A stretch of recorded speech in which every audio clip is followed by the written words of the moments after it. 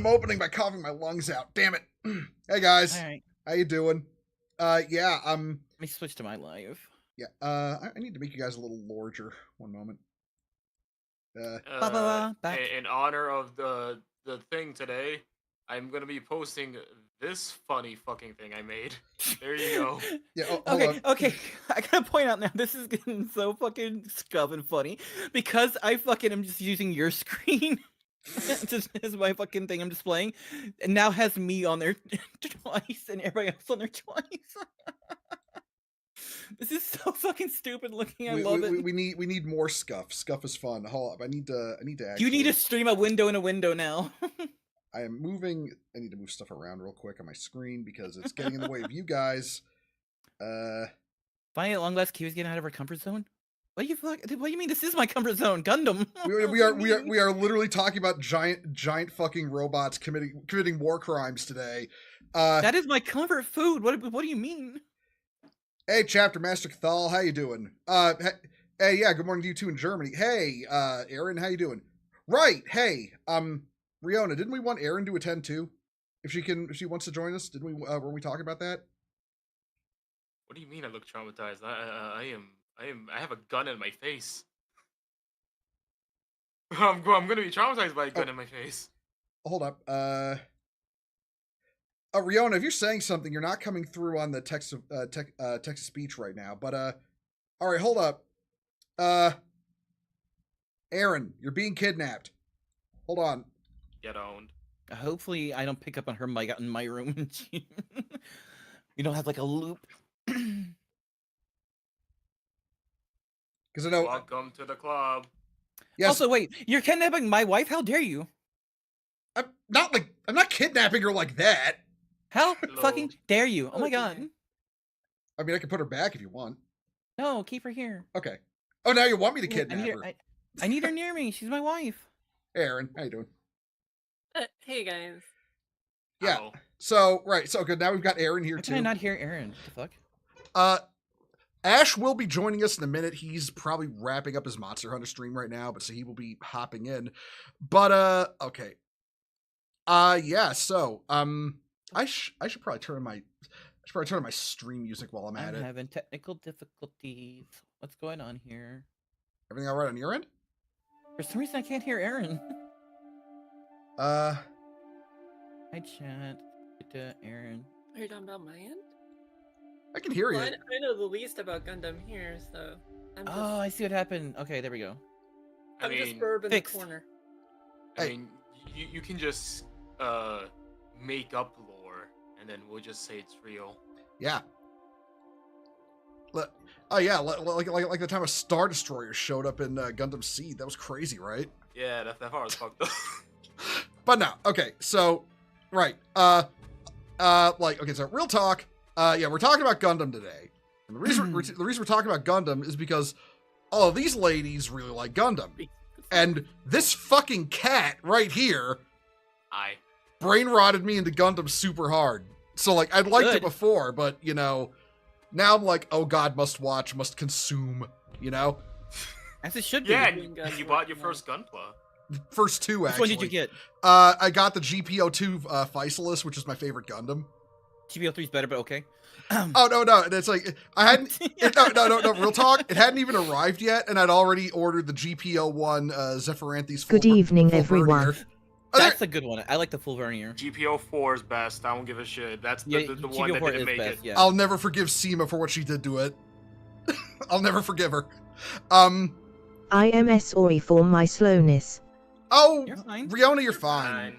Riona, do not make me be excessively nice to you. Do not make me. But Yay, hi Jay. but Yes, he will be. yeah, I will be. I will be. You'll have to You'll fucking. be smothered in head pats. I have to. You won't be able to escape it. Giant ceramite. Hi Weed ceramite Leader and armored welcome glove all hand to this pads- head Gundam pads. cram session. Yeah. So what we're talking about? Okay, so all right, bit of an intro I want to do. So we're talking about Gundam now. I want to say a little thing before we get going, and that thing is, contrary to what Trash Taste podcast might have told you, Gundam is not hard to get into. It's really not. It's really not. Like, like right here. This is all you need to see right here. There's Oh wow, they even added Requiem for Vengeance, which I did like.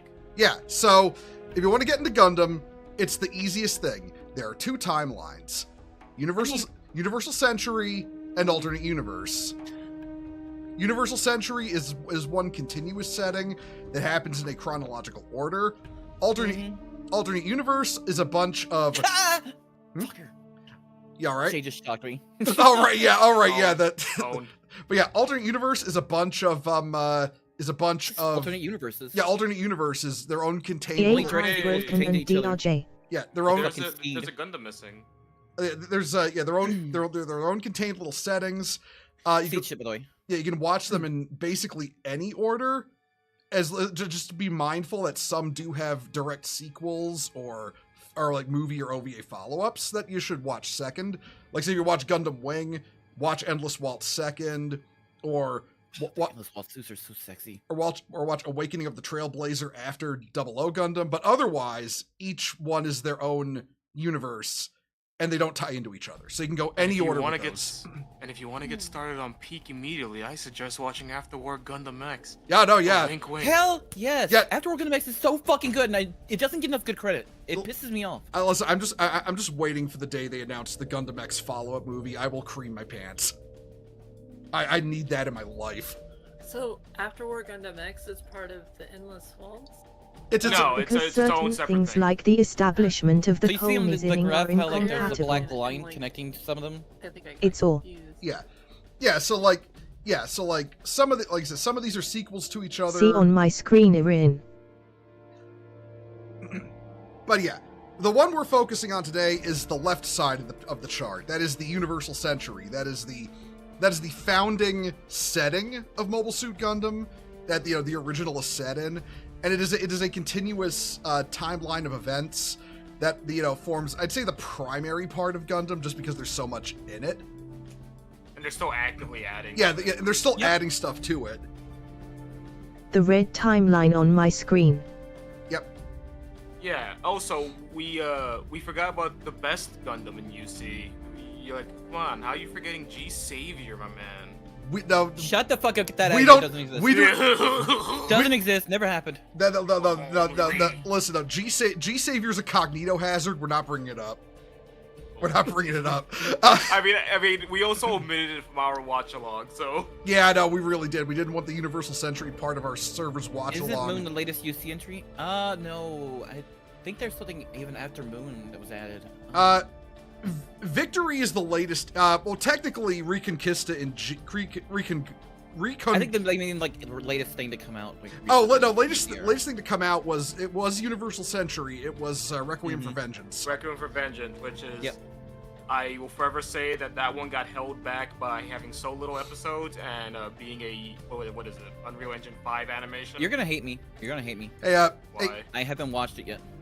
I haven't either. I'm waiting for a good moment to watch it. I would say go in with the idea that Oh, I don't have any like good expectations. The bar is low. Just It's Hey, Netflix. hi, Like oh. I don't. call it. Yeah. Just call it Recon Jibo. That's what everyone else calls it. Thank you, Jay. Because fuck if I know how to pronounce Reconquista. Like, Reconquista. look. I'm white and American. I don't understand words. Wait. No, doesn't Reconquista like? I thought it took Spec place Ops after Tourney. I thought it Recon G, took the place line in the far zombies. future of Tourney. Yeah, if I had it, like the way they set it up here, it says it's after Victory but before Turn A.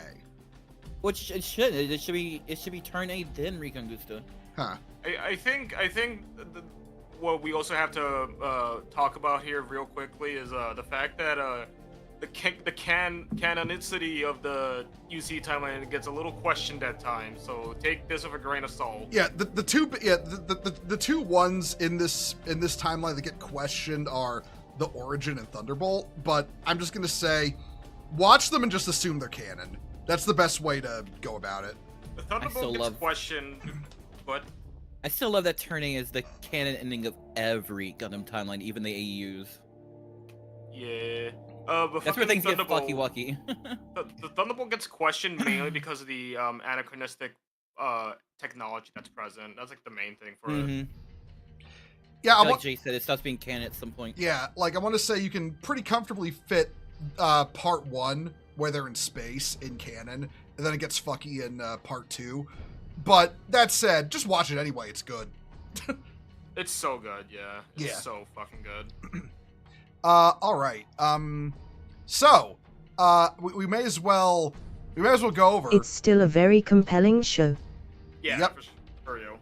So we may as well go over, well, how what the universal century is. So, ow, that hurt. The setup. Oh. Basically, it's we don't know when, like, what year in the Anno Domini AD calendar it all started. We do. Oh, we do? You? It's right after 2045. 20. Okay, so I do have this open. So in times after 2045, correct?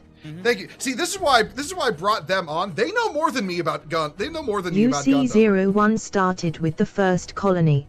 Yeah. Yep. So basically, so human build space colonies. They're big cylindrical. deploying. MacGuffin the Vermin Lord. Thank you for the follow and welcome to the Crusade. But yeah, mankind builds basically giant cylindrical air cans in space. If you want to look up the technical term, it's O'Neill cylinder. And these were the first space colonies. And at this point, This was after WW3 and the entire world was unified under the F. Yep, and the entire world united, and when the first space colonies were built, they were basically like, you know, they figured it was time to redo the calendar, so the universal century was born. And at this point, basically the entirety of Earth was under control of, a group called the Earth Federation, and they were off in space building colonies. Basically, it's a new place for mankind to live due to basically the population was like The burgeoning population. yeah, Earth. the population was getting out of control and needed a new place to live. So that's what drove the creation of the space colonies. Over 9 billion. Yep. Yeah. Yep. Yeah. By the time everything kicks off later in the setting, mankind was up to 11 billion, and half of that was in space. Mm-hmm.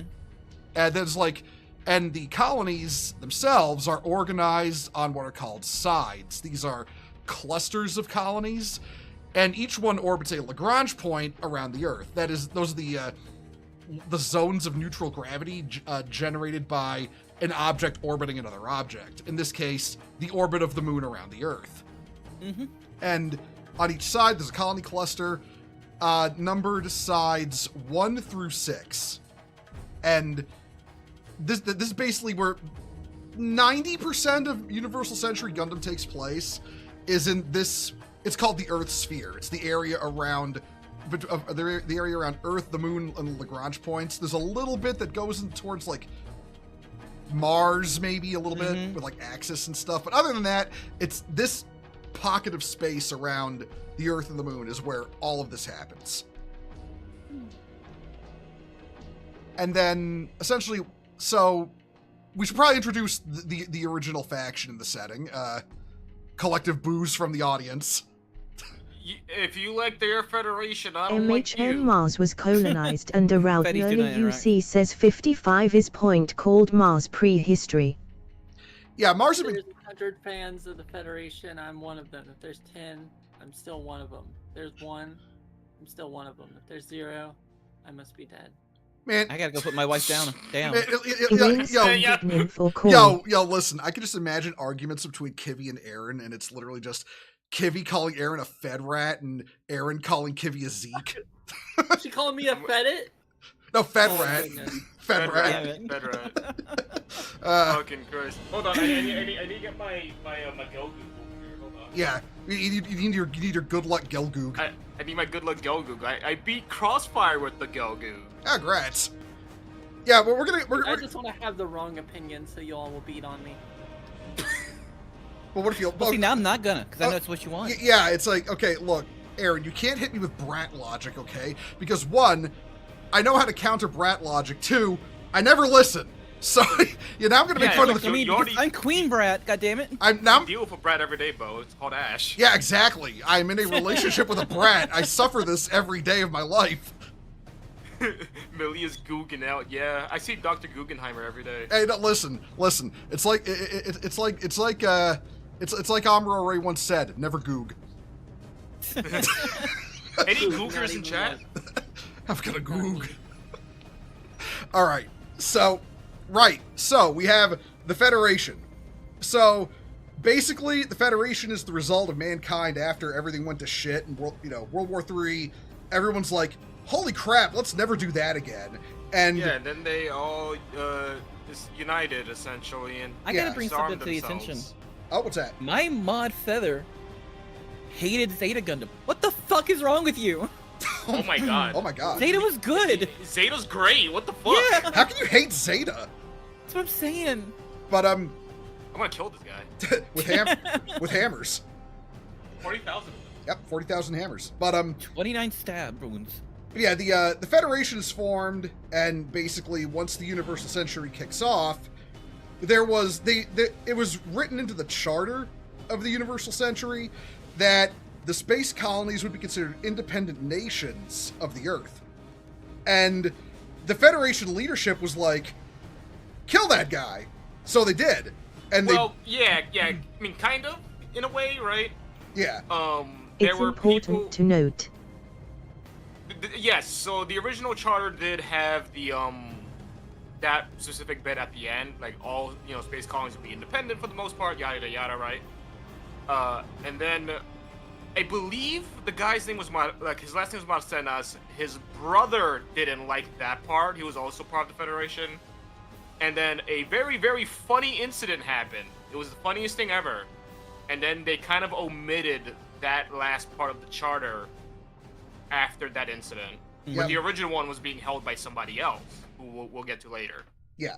So the charter, the original A charter. lot of the space immigration was not voluntary and the resent for it lasted centuries, and that Omisona's Klaled Lapis incident. Yep, the Lapis incident where the colony where the charter was being signed on was hit by a air quotes terrorist attack and So funny. was blown up, and the original charter was lost, and a new one was written that basically said, you know what?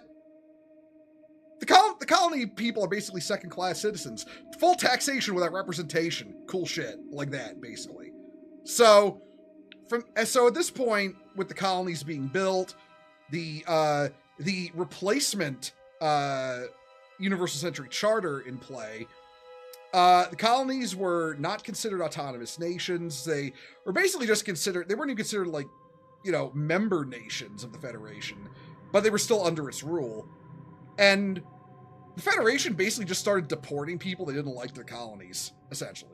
Like, full-blown, like, hey, you know what? British colonial moment sending people to fucking Australia. Yeah. The colonies became like space Australia. It's like, hey, we don't like you. Get the fuck off Earth. And that was basically the Federation colonization plan. Was just a And cracking Even open communications between colonies was heavily limited, so once they uted you to space, you're isolated and stuck. yep. Mm-hmm. You couldn't go home. You couldn't talk to other colonies very easily. It just, the Federation were just dicks. So yeah, so they're setting that up. It looks like we're gonna hear a lot more of the Federation being dicks the whole time. And then this goes on for a long time. But then on side 3, that is the colony group orbiting the Lagrange point behind the dark side of the moon. Also furthest away. Yeah, the one furthest from Earth. This guy is born. I forget if he was born there or deported there. It was one or the other. His name is Zeon Zomdekun. And this is him with his lovely family, and nothing bad ever happens to any of them. Yeah, just happy lives forever and ever and ever. Yeah, they stayed as a family. Nothing ever happened. That guy doesn't change his name 4 bajillion times. He's totally not like 3 different characters that are all the same dude. But anyway, it all. No, they're Eight completely listener different and people, D totally daughter different with people. no mommy issues. Yeah, exactly. Oh yeah, the mommy issues. Yeah, he doesn't get any mommy issues. No. Yeah, But- yeah. But so basically, Daikun had this idea that like the colonies should be independent nations, with a slight side of, maybe we should preserve the Earth by all moving up into space. And the He was the ultimate tree hugger in a way. Yeah, he petitioned so hard for the independence of Side 3 that he was elected its leader. And what happened here is that Side 3 basically gains a degree of independence. Basically, they became like officially recognized as an independent nation. The Federation. Oh, we did forget something. Oh. About Mr. Zoom Daikun. Oh no. As Jay brought up, the new type theory. All right, yeah, new type theory. New type theory is this funny little theory that mankind living in space will cause them to evolve, and begin to evolve into a new breed of humanity. Hence the name, a new type of humanity.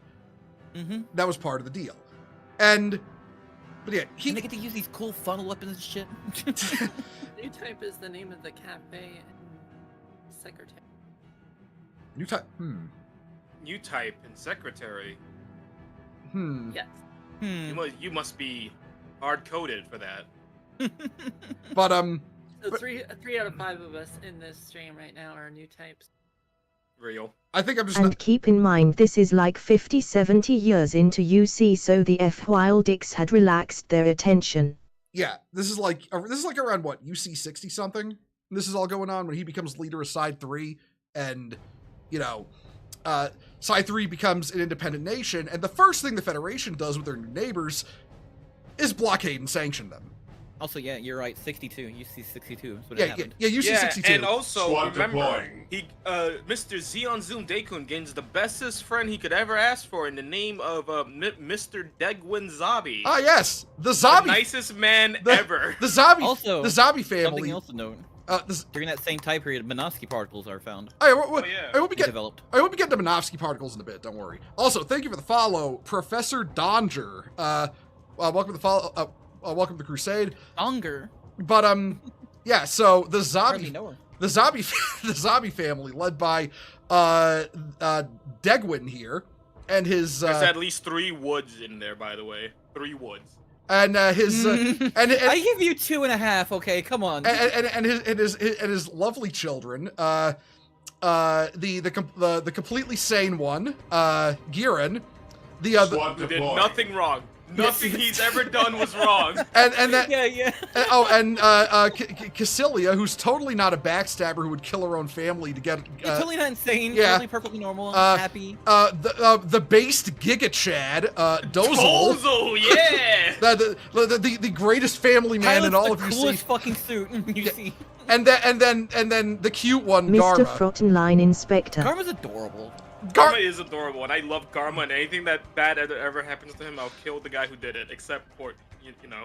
So yeah, so My dead body. So Degwin and Zeon, or Degwin and Daikun are really good friends, right? Like political Get all these allies. evil bitches and then Karma. And then basically, essentially, as Daikun is pushing for true freedom from the Federation, he kind of drops dead at the assembly where he's giving the speech. Yeah, really randomly. Yeah, really randomly. And then Daikun is not Daikun.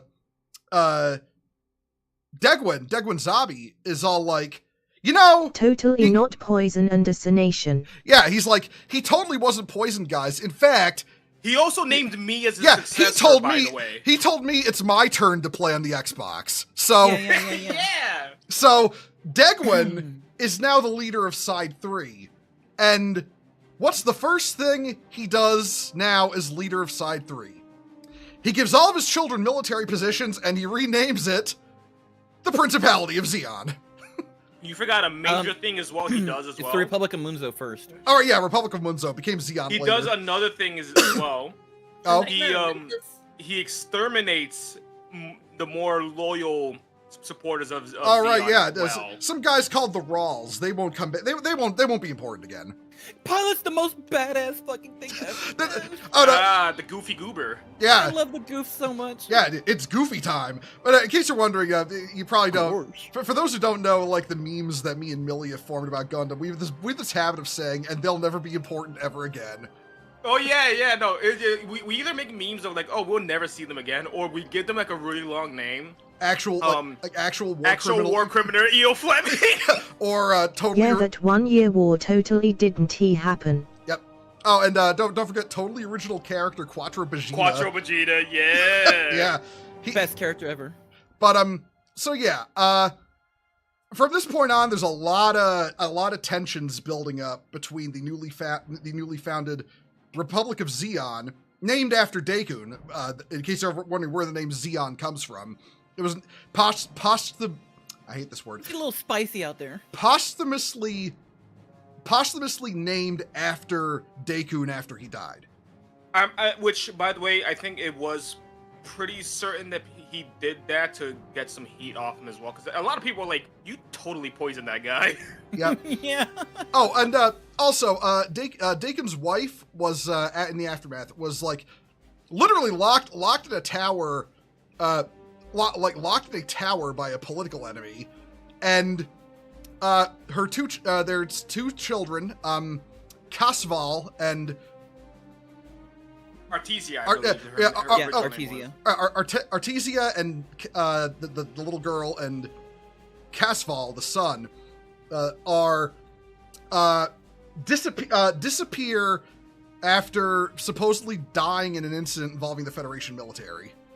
So didn't he help that Zeon had literal visions of his death and talked about it? Yeah. Maybe he was a new type. But Maybe. Right. So at this point, like, tensions continue rising between the Federation and Zeon. They try to show some, token attempts to get along with each other, like say the youngest son of the Zabi family, Garma, ends up joining the it's like this Federation guard they set up on the colonies for the purpose of like it's all mock shit, by the way. Yeah. Like, there's no actual strength in that whole thing. Yeah, it's like it's like they set it up. It's set up to basically, it's like a guard force the Federation has on the Boy colonies. Scouts with guns. Yeah, pretty much. It only Literally, yeah. It only exists so the Federation can have a force on hand to suppress the colonies if they try and rise up. And one of the fun little things they had around this. Oh, hey, hon. And I was just like, hey, suppress this. Hey, Drop hi, nuclear Ash. bomb. Yeah, Hello, and welcome, Ash. yeah. Hi, Ash. One of the fun things that the Federation has to do this is called the gun cannon early type. Hey, Kibby. Gun cannon. The gun. It's basically this was the original mobile weapon built by the I Federation. fucking love that doofy ass gun tank so much, man. Yeah, it is literally just a humanoid upper body on giant tank treads with two big ass guns. It's slow, it's awkward, but it was built specifically to be deployed on the colonies to suppress the citizenry. And it's cool, damn it, come on. Oh yeah, it's a Gun great. tank sweep! It's a Yo, Gundam Evolution, the gun tank was so fucking good, man. it's a great design. I love it, but it's also powered by, I want to say, a diesel engine and a nuclear reactor. I will say, It's like a Kibby, redneck's wet dream. You're right. I will say, Kivy, gun tanks hated me in Gundam Evo. I was a Marasai main. Oh, fuck you. Fuck off. Yeah! Burn in hell. Man, none of y'all going after gun tanks in a goof custom. There was no I Goop love the custom, Goop but I stuff. was a Marasai, and Tanks I love and that hook. jets were largely the primary fork of war I can't wait till along we get to with fucking ships at MS this point. team error. Yep. Yeah. You Like. just imagine pulling up through the McDonald's Right.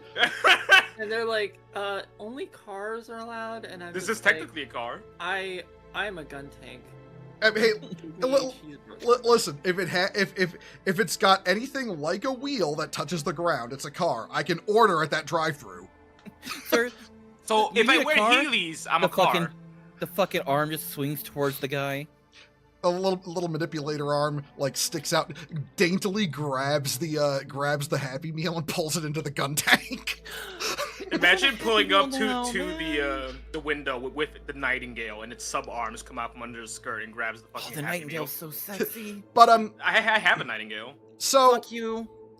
a word on technology. Hold on, I had an image set up for this. I just have the Nightingale's it go? box. I had- my fucking card shop closed down. I had an image of Dr. Minovsky here. I think I might have lost it. But anyway, so a word on I think I can get technology. This It's jumping caveman fast. gun tank was a threat but not a full actual mobile suit as the give me a particles second here, I didn't got you. come Yeah. out until It's a the really first low-quality 3 one. prototypes for the Zaku 1 were out. Yep. So basically, there's this guy. His name is Dr. Minovsky. I And put the picture in group chat. oh, he did. Hold on. Now I will add it to the thing then. While Yep, that's you're it. doing that, on the topic of Dr. Minovsky, Oh, there were some prototypes of mobile workers being worked on. Oh yeah. Mhm. Oh, And the major issue with them was that their generator backpack was so fucking unbelievably large. It was a very obvious target. Yeah. And the whole mobile suit project was gonna be scrapped, unfortunately, by Giren before Dr. Minovsky actually stepped in and was like, hey guys. The wait a grab minute." man and based off largely construction equipment. yeah. So essentially, what Minovsky did that's super important to the setting was he discovered what was named after him, which is Minovsky physics. It was a That's why I'm discovery. gonna DM you.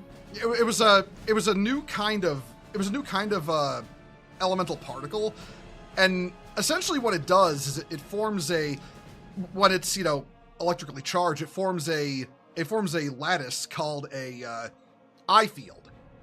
And what this allowed, basically they could use this eye field to contain incredibly powerful atomic forces like those inside a fusion reactor.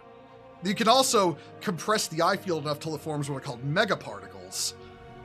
The use of this, Minovsky perfected this to make ultra-compact fusion drives.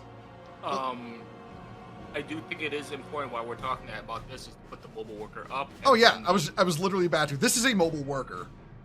And then what ended up becoming It shreds communication and radio waves and makes radar useless. This also heavily impacted the design and flow of war. Yep. Yeah. and also the WAF, which is like Oh. the Oh yeah, we're gonna be getting to those, Millie. Don't worry. I figure we just go over what changed due to Minovsky physics in the setting. But yeah, so like Rihanna said, the Minovsky particles completely. Because y'all are trying to get me all hot and bothered. You have to start putting spoilers on. But yeah, Karen. the Minovsky particles, they basically fuck radio communications. They completely scatter radio signals. They screw with sensors like on every spectrum, like radar, infrared, lidar, like you name it. Yeah, the higher the density of the particles, the pretty much everything gets hard to track using tech. So you kind of Yeah. have to go about it manually. So This is why ships have windows in space. Ships have to physically see things. essentially the creation of the original was called the Minovsky Ionesco fusion reactor. This was the first reactor that used Minovsky's principles, and the invention of it basically sent ship-to-ship warfare from something done beyond visual range to the point where, because they can't see each other on sensors, they need to be able to physically see each other to shoot at each other. So essentially, space combat went from distances like beyond like light seconds or longer to like a mere 28,000 miles is considered long range. Like that sounds like a lot. In space combat, that is knife fight range essentially. Yeah, it's really interesting because they had the tech already. It's just they couldn't use it anymore because of Minovsky particles. Yeah, essentially, it basically caused war to return to a sort of World War II. Everything's manned. Yeah, everything is manned. Everything is manual. It's very similar to Rangist around in the Pacific Theater of WW2. Yep. Exactly. And Ooh. I'm this. gonna see Minovsky particles. Did my internet almost disconnect there? What the fuck? You're good. You're still here. You're still here. So everything went like dead quiet and then sped back up. But yeah. So another big invention here was that the whole concept of the megaparticles meant that if you hook a particle accelerator up to a Minovsky Ionesco fusion reactor, you can create these megaparticles and then yeet them out of cannon at things. So very quickly, ship weapons went from, mostly guided missiles and like, kinetic weapons like railguns to these, what they're called megaparticle cannons. They're basically guns that shoot giant blasts of megaparticles at things. And they became like the mainstay weapon on ships. And they had the best sound effect. Fucking. Oh, I love. Beam weaponry became gets the me new wet, cannons goddamn. in space, and it helps that in space it's easier for There it goes things again. to stay Disconnect hot. him? Yep. I think the best sound effect is the Unicorn's Beam Magnum. That's my hot take. But yeah, now going back to the mobile worker. Essentially what was happening was, as tensions were building between the Federation and Xeon, the Xeon side, they knew that they didn't have the production capability to match the Federation fleet. EA Heil Una. So they needed some kind of they needed something to close the gap, and their idea was the mobile worker. They wanted to try to turn the mobile worker into a weapons platform. But the big problem was, as you can see by the image, this was one of the ones they had retrofitted for combat, like it's got the shield. But as you can see, it's got the big ass wires in it, and It's a cute little doofy boy. Come on. yeah, and well, He's doing his best. yeah, I love him. He's doing his best, and basically they were trying to solve the power problem, and they were originally going to. They hired a contractor and made suits under the F radar in secret, and Xeon is damn lucky the F is incompetent. Yep. Yeah, like they literally had like a black site colony they were building this shit on. It was called the Dark Colony. I'm not My making that up. Discord keeps shitting out. I keep getting like just segments of just complete fucking silence. I have no idea. I have no idea what's happening to you there. God damn it! I hate Discord sometimes. By the way, important thing. Since I'm gonna we did restart my talk Discord about the real fast. I'll zombies, be right back. Okay. Yeah. Since we did talk about the zombies, that this program was being run by Dozel. He was really trying to make this happen. Yeah. And then, as I mentioned earlier, Girin was looking at these like, these are fucking stupid. It's such an obvious weak point. This would never be a thing that's gonna catch on. Yeah.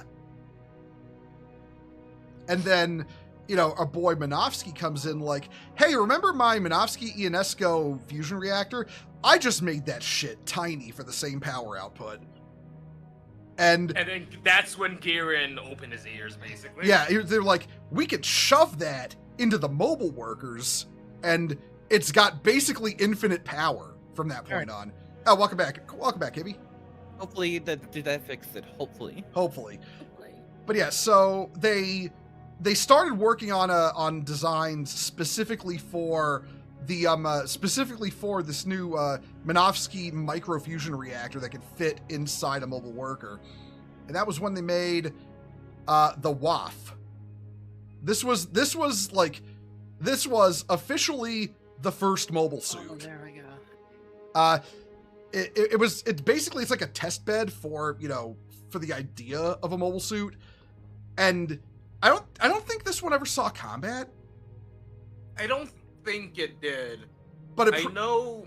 Yeah. Oh, go ahead. Boogoos were I love its face. the Boogoos had more lifetime than the WAF. Yeah. Now, basically, but this proved that that Xeon could do it. They could build these mobile suits and power them with the reactors, and that they had their new killer weapon. Something they could build that could match the Federation or even outfight it, where they didn't have the fleet. Development of this caveman suit solved the power and weight issues that were Nope, it's still not crippling the fixed. development of the Zaku and the Zuda, which were in fierce competition. Oh yeah, I forgot about that. The weight issues, because the other thing about the mobile workers My is they're Discord's big still not clunky idiots. fixed. Kibby, can you hear us now? Now I can, yeah. Okay. It just keep popping in and out. God damn it. I wish I could tell you what's going on. Aaron, is it happening to you? No, it's not. No, I've the been fuck? fine. We're I fine. have my region set to Oh. automatic. Kibby, check your computer's background, like stuff going on in the background. Maybe it's something's downloading. No. Hmm. Nothing downloaded. Weird. Hmm. But yeah, so now essentially at one point, the testing of the WAF leaked to the Federation, and essentially the Federation was like, nah, we got this. Don't. Is making me weak. the Federation was like, nah, we got this. And they had this stupid idiot that they were working on. It's silly little toys, we have warships. Yeah, they didn't really take the whole mobile suit thing too seriously. Now on their end though, they were Boy, did they learn eventually. Oh yeah, they tried developing their own early mobile weapons. In fact, they had a skirmish with they had a sort of it was kind of like a some little proxy war skirmish on the moon with early Xeon mobile suits, and they had they had these things. They're called the gun cannon first type. They RTX project. Yeah, no, the gun cannon early type sucked. Like, they got outclassed immediately. Yeah, because they were using the out of date technology, like the older like nuclear reactors to power them. So they had basically less armor for the same weight as the WAF and later the Bugu, which was like the second generation Xeon suit. And not only that, but they had to carry these big, bulky nuclear reactor backpacks to power themselves. And basically, they were slow as shit, badly armored, and just couldn't keep up. Does this mean that if I learn to drive a forklift now, years later I can pilot a mech? Yes, handsome history. Yeah, and when they were destroyed, they exploded into fallout. If you learn how to do construction, you too can pilot a mobile suit way later. Yep. But I got a Vincord update. Let me see if it fixes it. That might actually do it. But yeah. Mind you, the other big thing, sorry. Go ahead. Was that also Dr. Minovsky, after, revolutionizing mobile suit tech, he was also trying to just run from Xeon as well and go to the Federation. Yeah, he tried to defect. That was where the skirmish on the moon happened between the gun cannon first types and the I want to say it's the WAFs. They were piloting WAFs at the time. Or it was Zaku 1s. I don't quite remember. But, yeah, so the Federation was also working on mobile weapons, and their mobile weapons sucked. They just couldn't keep up. But, yeah, it was... but mostly, though, the Federation top brass didn't really think much of the technology anyway. They did manage to get a little thing called the RX program off the ground. More on that later. But meanwhile, Xeon was developing new suits, like, this is the WAF. This was like the first actual kind of combat model they worked on. The Bugu, I'm sorry, the Bugu, my bad. Thank you, experts, you know more than me. But, yeah, they built the Bugu. This was the first actual combat suit. And then, on top of that, they built, the Bugu eventually evolved into this little guy. This is the Zaku 1. Iconic! Yeah! Yeah, this is the Zaku 1, and this was it was a competition between this and another suit type called the Zuda. Oh yeah. I want to talk about the Zuda so badly. You know what, Millie? If you could hit me with an image of the Zuda, I'll throw it up on screen. Yeah, I got you right now. Yeah. I love the Zuda so much. Zaku 1 is like, don't look at me right now, I don't have my makeup on. A little bit, yeah. So this one, so not many people would know off rip what the Zuda was, because it's from a really old CGI animation, right? Yep. It's from MS Igloo. I recommend watching the first two. Don't watch the last one. Yeah, don't. Just don't watch the last one. But that is the Zuda. The Zuda was the direct competitor to the Zaku 1. And they were pretty... It's hard. There's so much propaganda going around both mobile suits. The main issue with the Zuda was that if you push it way too hard, the thing would just fall apart and explode. Yeah, it would just go kaboom. It was, this was the competitor suit against the. It was too Zaku. Powerful. Yeah, the engine. Basically the engine had a really bad habit of redlining, going too fast, too furious, and then exploding. Yeah, sounds like a feature not a problem, says one person in my fucking chat. Exactly, yeah. So yeah, it was down to the Zaku and the Zuda. And ultimately, the Zaku was safer to pilot and also cheaper to build. Because it's like the old saying goes, like the old quote from Armageddon.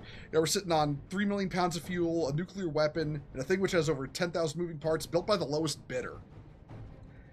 One thing I would like to say. Oh, what's up?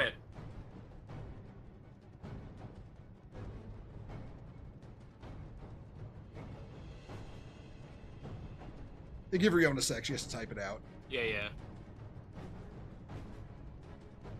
It's still doing it, and it's even worse now. I don't know what's happening. Yeah, but while Riona types, we will admire the Zuda. The Zaku 1 being cheap and the Ace Y2 kept it viable due to ease of ordering it for soldiers. So may many have of to the drop smear out. aces Wudo Site'll be in them well into Solomon. Yeah, again, it's just the Zudao, or rather, the Zaku 1 was, sorry guys, I'm a little tipsy.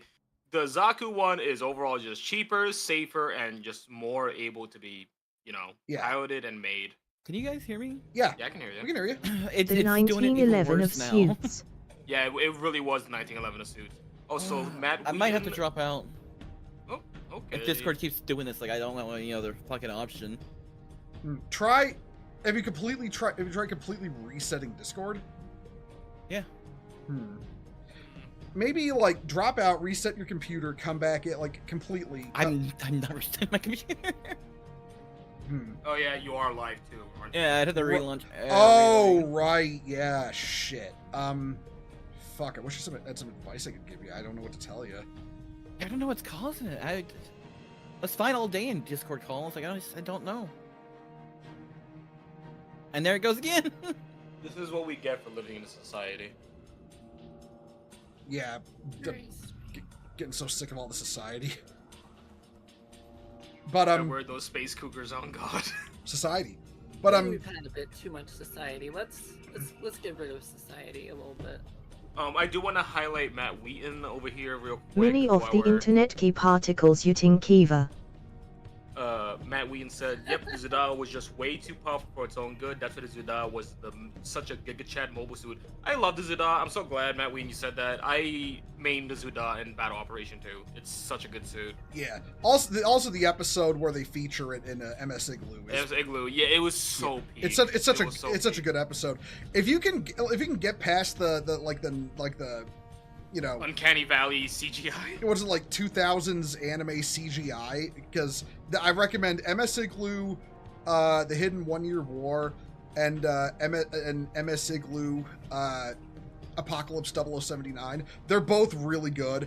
As I said, don't watch the last one. Yeah, Igloo is missed good that G Generations game. It's such a good showing too. also, ignore MS Igloo, the Gravity Front. It's awful. It is actually awful. They completely undo what they were setting up for. Yeah, they also have like the Grim Reaper as an actual like spiritual entity walking around as a character. And it's like, for Gundam, which is more of a hard sci-fi kind of setting, it really throws off the vibe, if you ask me. Space is haunted, but not that haunted. Yeah, exactly. Well, anyway, continuing, they basically, from the Zaku 1, after they've chosen the Zaku 1, they begin working on it, and they begin producing one of the most iconic mechs in all of fiction, the Zaku 2. Yeah! And this thing would be like the mainstay mobile suit of Zeon throughout the upcoming events of of 0079. This would be My Zaku 2 Heat is now axes my out in best. chat. huh? Heat axes out in chat. Let's go. Zaku Yeah, 2 right. army, Raise bros. your heat axes. Let's go. Come on. Yeah, the Zaku sweep. No, seriously, the Zaku was everywhere. Like it was the I say like if you are somebody who does not know what the fuck Gundam is, I can guarantee you would probably recognize the Zaku if you saw it. Just from cultural osmosis. This is like probably one of the most popular mechs of any setting. C is somewhat It's thanks so to clean, Kaisala, so who told nicely them to designed. stop the It's mass fucking great. productive to Zaku 1 for a bit because she correct guessed the F-Waddle start building its own suits. Yep. Matt Wheaton says, much as I love This my is why the Gundams, Heat Hawk was started. I have to admit Zeke's got some drip. Fetties don't even get drip till about the second Neo Zeon War with the Jagan. My favorite Grunt MS, by the way. The Jagan's good. My personal favorite Matt Wheaton is the Rizal. Keep that in mind. So yeah, so Zeon's building up its military now. They've got the mobile suit program in development. Things are rapidly deteriorating between Federation and Zeon relations. And essentially it reaches a boiling point, and at that point, the Principality of Zeon declares war on the Federation. Like, the Federation had been pulling all kinds of bullshit up until this point. There'd been like, you know, like colonial suppressions. There'd been an incident where the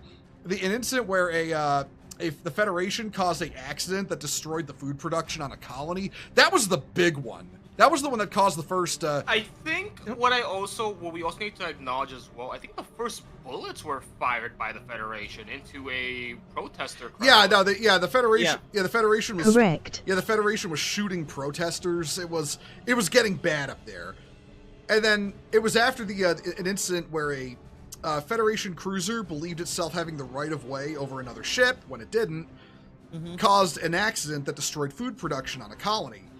A colony that Garma Zabi was attending a military academy on. The Zeon Nationals at the academy, led by Garma and this other dude, kind of this weird dude who wears a mask for some reason. I'm sure he won't be important at all. Space Texas. Yeah, not important. Yeah, decide to, they basically decide, fuck this shit, we're taking on the Federation ourselves. So they launch these soldiers led by Garma launch an assault on the Federation base and take it over. And Garma totally wasn't like kissing this dude on the side either, Yeah, no, Garma totally wasn't, biting the pillow, as it were. For the weird dude in the mask. This isn't canon, but it's my head canon. Shut up. It's canon. Twink bottom for reelses. Hey, listen, the space twinks never do anything wrong. Yeah. But except when you're born in the wrong family. Yeah. But consider something wrong, it becomes right over time. Hey, consider just accept it. Just consider it a misfortune of his birth. Yeah. Yeah, don't let your soul be weighed down by gravity. Yeah. But so real. So at this point, shit's boiling over between the Federation and Zeon. After the Federation did all this violent shit, and then Zeon began pushing back, not long after, Zeon issues a declaration of war against the Federation. And this was in January of the year 0079. So Zeon just immediately makes the first strike of like officially of the war, which was to go after. And this leads to the 1 week battle, I think. Yeah, this was an event called the 1 week battle, where Zeon launched an offensive against a trio of sides that were essentially they were like official allies of the Federation. They had Federation naval bases there and shit. So Zeon launches an assault on the Federation. The Federation fights back. They're chucking nukes. They're chucking nerve gas. War crimes everywhere. They're chucking biological weapons. They're throwing every war. They threw in the kitchen sink. They're throwing every war crime stick they have at each other. At least one of I want to say at least one of these sides suffered over like total, if not total destruction, then at least total civilian death. Yeah, like for the record, poison gas in space lasts forever, so it's double war crime. Yeah, it's like all of a sudden, your can of air is now full of like, VX nerve gas. It's like, great time, the can of air you're living in. It's really I want to ask interesting that. something. Bird Sparrow. Has Rihanna been talking? Thanks for subscribing. Okay, Kibby, Riona's got a stream up in Discord. Connect to that and you'll be able to hear her text her voice. TYVM FUD.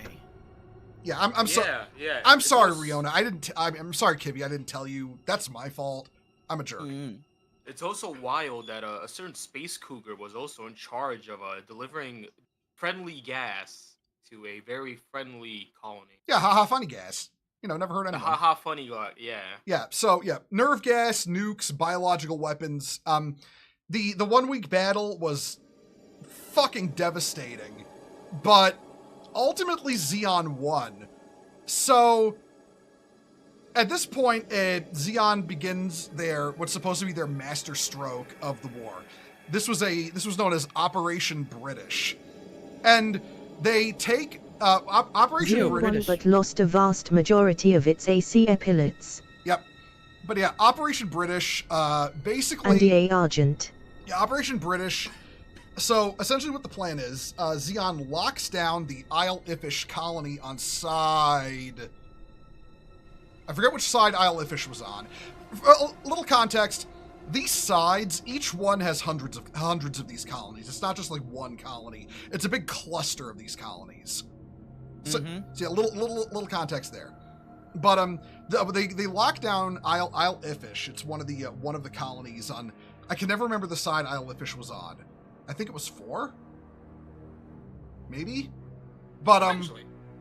huh? But yeah, they lock down Isle Iffish and they close up the giant soul, like, because the colonies have glass on them, like giant windows. This is so reflected sunlight can be beamed into the colony. They cover up the windows, lock down all the exits, and then they pump what's called G3 nerve gas into the colony and kill everyone inside. Yay, war crimes. Yeah, it's just war. It's just war crimes by the minute. And then they strap giant Your old grandma was right about the G5. God damn it. But yeah, so what happens next is Xeon attaches giant thrusters to Isle Iffish and use these thrusters to push Isle Iffish out of orbit on a collision course with Earth. The plan is that the Federation's primary military base, Jabberell base, located basically in the bedrock of South America. Like, this base is designed to be hit by nukes directly, and nobody in there would be hurt. Like, it is incredibly tough nut to crack. So Xeon's plan: drop Isle Iffish onto South Important America. note: the Earth vastly outnumbered Xeon and all the colonies, so Operation British was meant to be rapid blitzkrieg to wipe out a lot of Earth's population and the Jaburo base all at once, but due to Dolza rushing it, they missed Jaburo due to the Earth's rotatino and hit Australia, isn't Ted? Yep. Oh yeah. So Isle Iffish gets bombed on its way to Earth, which damages the superstructure. And then on top of that, due to everything just Rihanna just mentioned, rotation of the Earth, all, rushing the launch, all that stuff. Isle Iffish. Yeah. It's like, maybe we're an island, maybe we're not. You can leave that up to your Yeah, own I'll give or take. I'll maybe. Before you continue, I want to point out Shmee Diver's comment in Kivi's chat. Sounds like a skill issue. I would simply be able to breathe the nerve gas. Yeah, I fucking love me. Well, listen. Those weaklings in Isle Iffish, they couldn't hold their breath for weeks. They didn't deserve to live. Archon, I can't see your name because my eyes are bad. You're correct. Yes, the main character for 8th MS team was a survivor of the gas attack. Yes. Yep. So, at this point, Isle Iffish reaches Earth, but due to the damage from getting nuked on the way over to Earth from the Federation's attempt to stop it, plus all the miscalculations and all that, it breaks up in the atmosphere. The rear half crashes into Canada and the Pacific Ocean, and as for the main half, well, Scale issue. yeah. As for Goodbye, Sydney. Yeah, as for the front half of the colony smacks into Sydney, Australia. Crater, baby. Yeah, like hundreds of millions of people die instantly. Australia has dealt with worse. They certainly won't do this again, right, guys? Oh no, they'd never drop another colony. Never ever. This Never, ever ever. the worst disaster in humanity history. Half of the population of Earth was lost due to skill issues. Yeah, it changed the whole climate of the fucking Earth. Yeah, so half what is it half Earth's population is half Earth, half colonies at this point. Like half the population of the colonies is dead from the 1 week battle. Isle Iffish hitting Australia, as well as the other chunks hitting Canada and the Pacific Ocean, kill something like 5 billion people on Earth. Billions must die. Yeah, unironically, billions must die. That was Giran Zabi's whole plan. He was chud maxing this whole time. So yeah, Earth's climate is fucked up. There's tidal waves. There's famine. There's famine and disease. The final death toll is 5 billion people on both sides of the war. And Australia attacked first. They were throwing boomerangs into space, and all Xian wanted to was free their Sousa from gravity and be in Australia. Yep. Also, they have Ormsby guitars there, which is like the ultimate crime there. Yeah. It's so MacGuffin, the Vermin Lord, in my chat says certainly they won't do this again. Kid named Char Ansbel with suspiciously colony-sized asteroid. Yeah, exactly. Yeah. So An asteroid named Axis of all things. yeah, Axis. But yeah, so yeah, the death toll is in the Like billions. Yeah, like an Half asteroid of hitting the a population, I believe. Yeah. Subtle? Yeah, fully half the human race is dead at this point. Heyman, let's keep colony dropping and hope it does something different, Khan. Yeah. So with unironically half the human race dead, the Federation is like, guys, I don't know if we keep doing this. And so they petitions. So, okay, well, actually, no, that didn't happen yet. First of all, after Operation British, Xi'an deliberately leaks false information to the Federation saying they're going to attack Side 6? No. Side 5? It's Loam. It's called Loam. L-O-U-M. Battle alone. Yeah, Side 5. Yeah, Side 5. Thank you, Kivy. Side 5, they said they deliberately leak information saying they're going to attack Side 5 and do Operation British 2 Electric Boogaloo and throw Hell another yeah. colony at Earth. Yeah. And another one, and another one, and another one. You get a space colony, and you get a Another space one. colony. Everybody gets a space colony. Born So to die, world as a fuck, kill 'em all, Kill 'em all, 1989. 1989. I'm a trash man.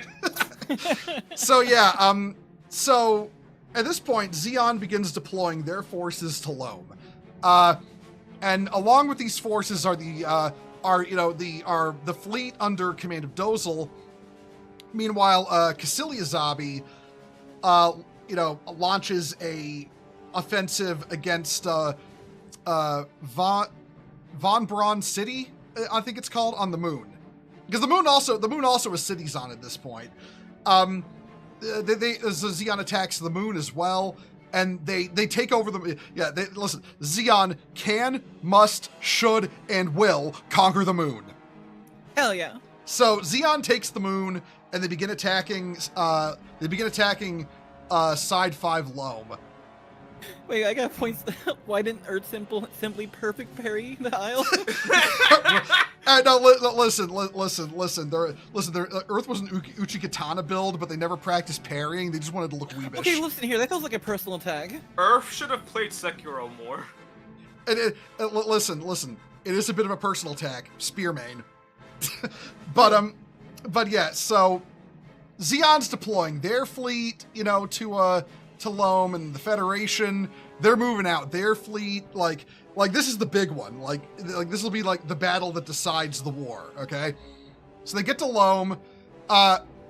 Early in the battle, the Federation attacks Xi'an at the colonies. Again, more chucking nukes like it's going out of style. Side 5 is basically completely annihilated in the fighting. Reduced to atoms. Yep, like if the colonies that weren't outright destroyed in nuclear hellfire are basically damaged to the point of being uninhabitable, and the people have to flee. So Side 5 is at this point, early in the battle, is a complete loss. But at that point, Picture a can of Pepsi being tea by a grenade. Yeah, exactly. It's like the colonies, they're literally just like cans of air in space. So it's literally the hydrogen baby versus coughing bomb. I almost Yeah.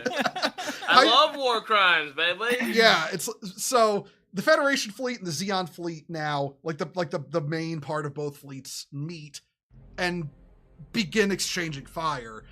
And the Federation at this point outnumbers Xi'an something like 5-1 in terms of fleet numbers. Something like that, yeah. Yeah, so the Federation is all like, we got this. There is no way this can go horribly wrong, as they're like exchanging, gunfire with the Xeon ships. And well, you see, it all goes horribly wrong for the Federation, because what they don't see coming, because quite literally, Minovsky particle dispersion from them prevents them from seeing their approach, is a gigantic fleet of mobile suits. And then Shin and REM were like, hey, let's get high mobility Zaku. Oh yeah, so earlier I do believe I was talking about this funny looking dude in a mask who, was assisted Garma Zabi in the military attack on that Federation base. So yeah, that guy, Char Ansible, was the leading the spearhead into the Federation fleet.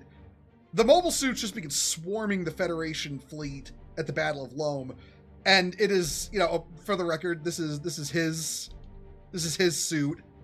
The Don't forget, also the prototype beam cannon. the one they were using. the one from Igloo. The Jormungand. Yeah, the Jormungand. Yeah. Yeah, Jormungandr. Yeah.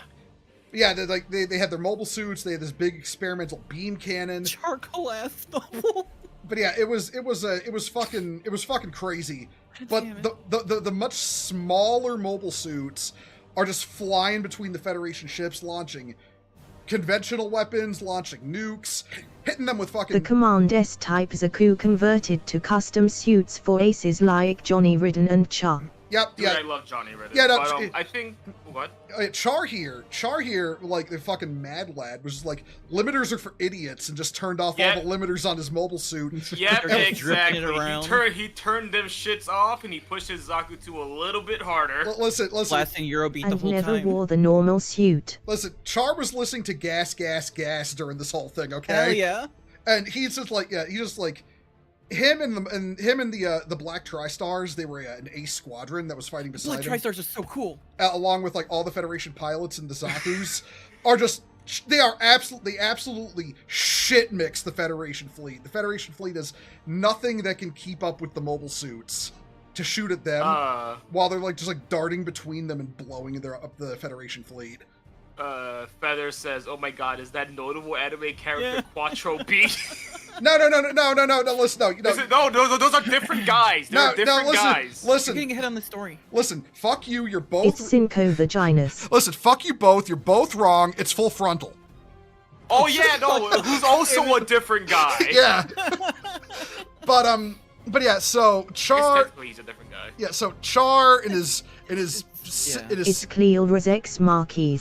Char in his sick as fuck red mobile suit, and the Black Tri-Stars and the Xeon mobile suit force, they obliterate the Federation fleet. It's a complete decimation. Reduced to atoms. Yeah, it is a one-sided battle.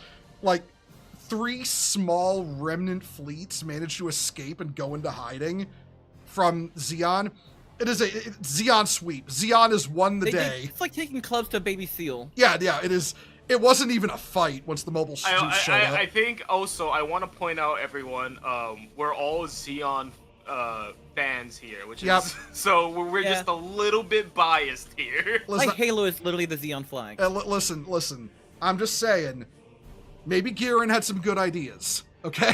You know what? Giran did nothing wrong, and if you think he did wrong, then you're an idiot. You're a Fed rat. Giran, his whole proposition to get rid of the weak once they won the war, it was a good idea because that's how you solve the population problem. Fuck you. Millie, Yeah. are you saying you disagree with the hot cougar who domed him? You know what? The You're F right. was Actually, beaten so bad Xian had the ability to changed sweep everything. and I mean- Bahin crushes the Earth for a quick occupation and even a tone point, forcing the F into getting to the table to surrender. Oh yeah. So at this point, the Federation is like, oh fuck, So all the destruction, all the death, their fleet just got obliterated. And I believe Vice Admiral Revel, he was at the time, was believed lost in the carnage. So the Federation is like, well, shit, this is bad. So they're like, okay, they decide that they're gonna enter peace talks with Zeon.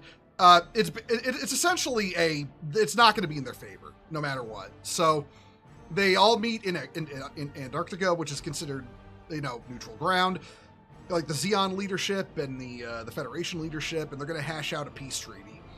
And then, as much as he's a Fed rat, This is where nukes were banned. yeah. So as much as he's a Fed rat, I can't help but love him. Revel shows up. That was cool. Yeah, Revel shows up on a broadcast across the entire Earth sphere from Luna 2, which was a mined out asteroid that was now orbiting the moon. And basically, it had been converted into a military base by the Federation. And Revel had survived the Battle of Loam and was, transported to a POW camp by the Black Tri-Stars, who found his escape ship. And The moon is fucked, we need a new moon. yeah, so basically a unit of crack commandos managed to get Revel out of the POW camp and get him to Luna 2 in time to make this broadcast, where he basically says he's been, behind the lines. Zeon is exhausted and isn't going to be able to, is actually on the back foot. Don't quit fighting. So the peace talks immediately break down. But at the very least, they managed to sign what becomes known as the Antarctic Treaty.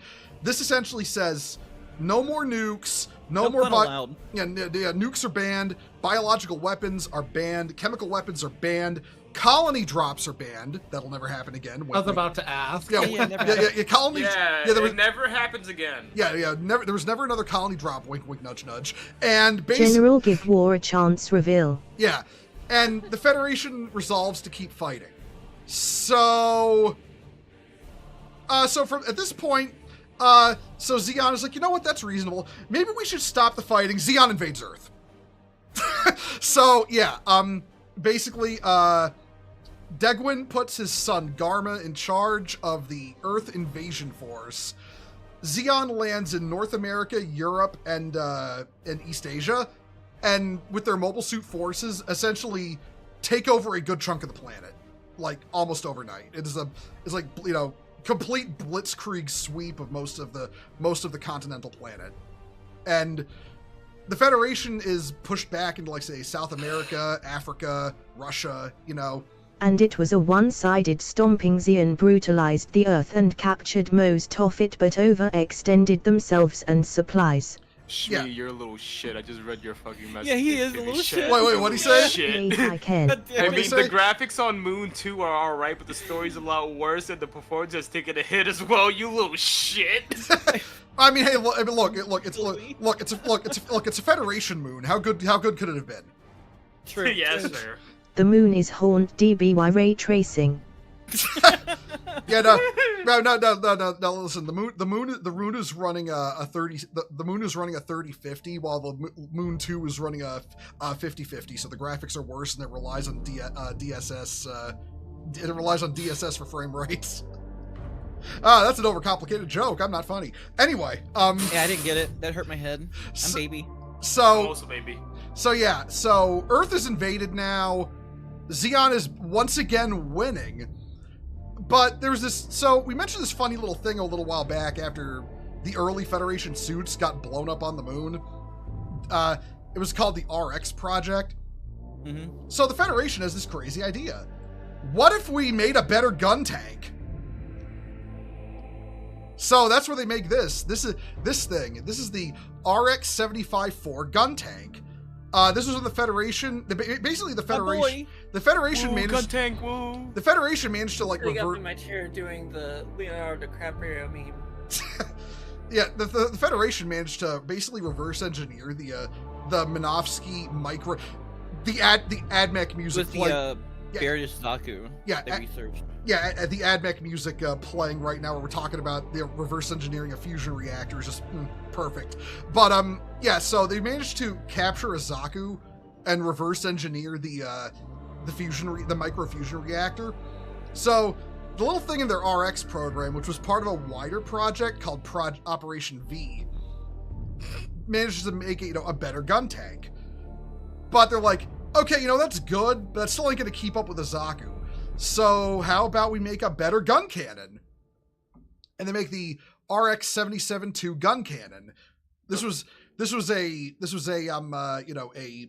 microfusion reactor powered variant of the original gun cannon first type, and it's got it's able to fit more weaponry, better armor. Like, that's a major thing. The fusion reactor. 2 cannons now. Yeah, and now the gun cannon goes on my desk. Yeah, so basically at this point, the Federation, they're up armoring these and improving these old designs with like the new technology.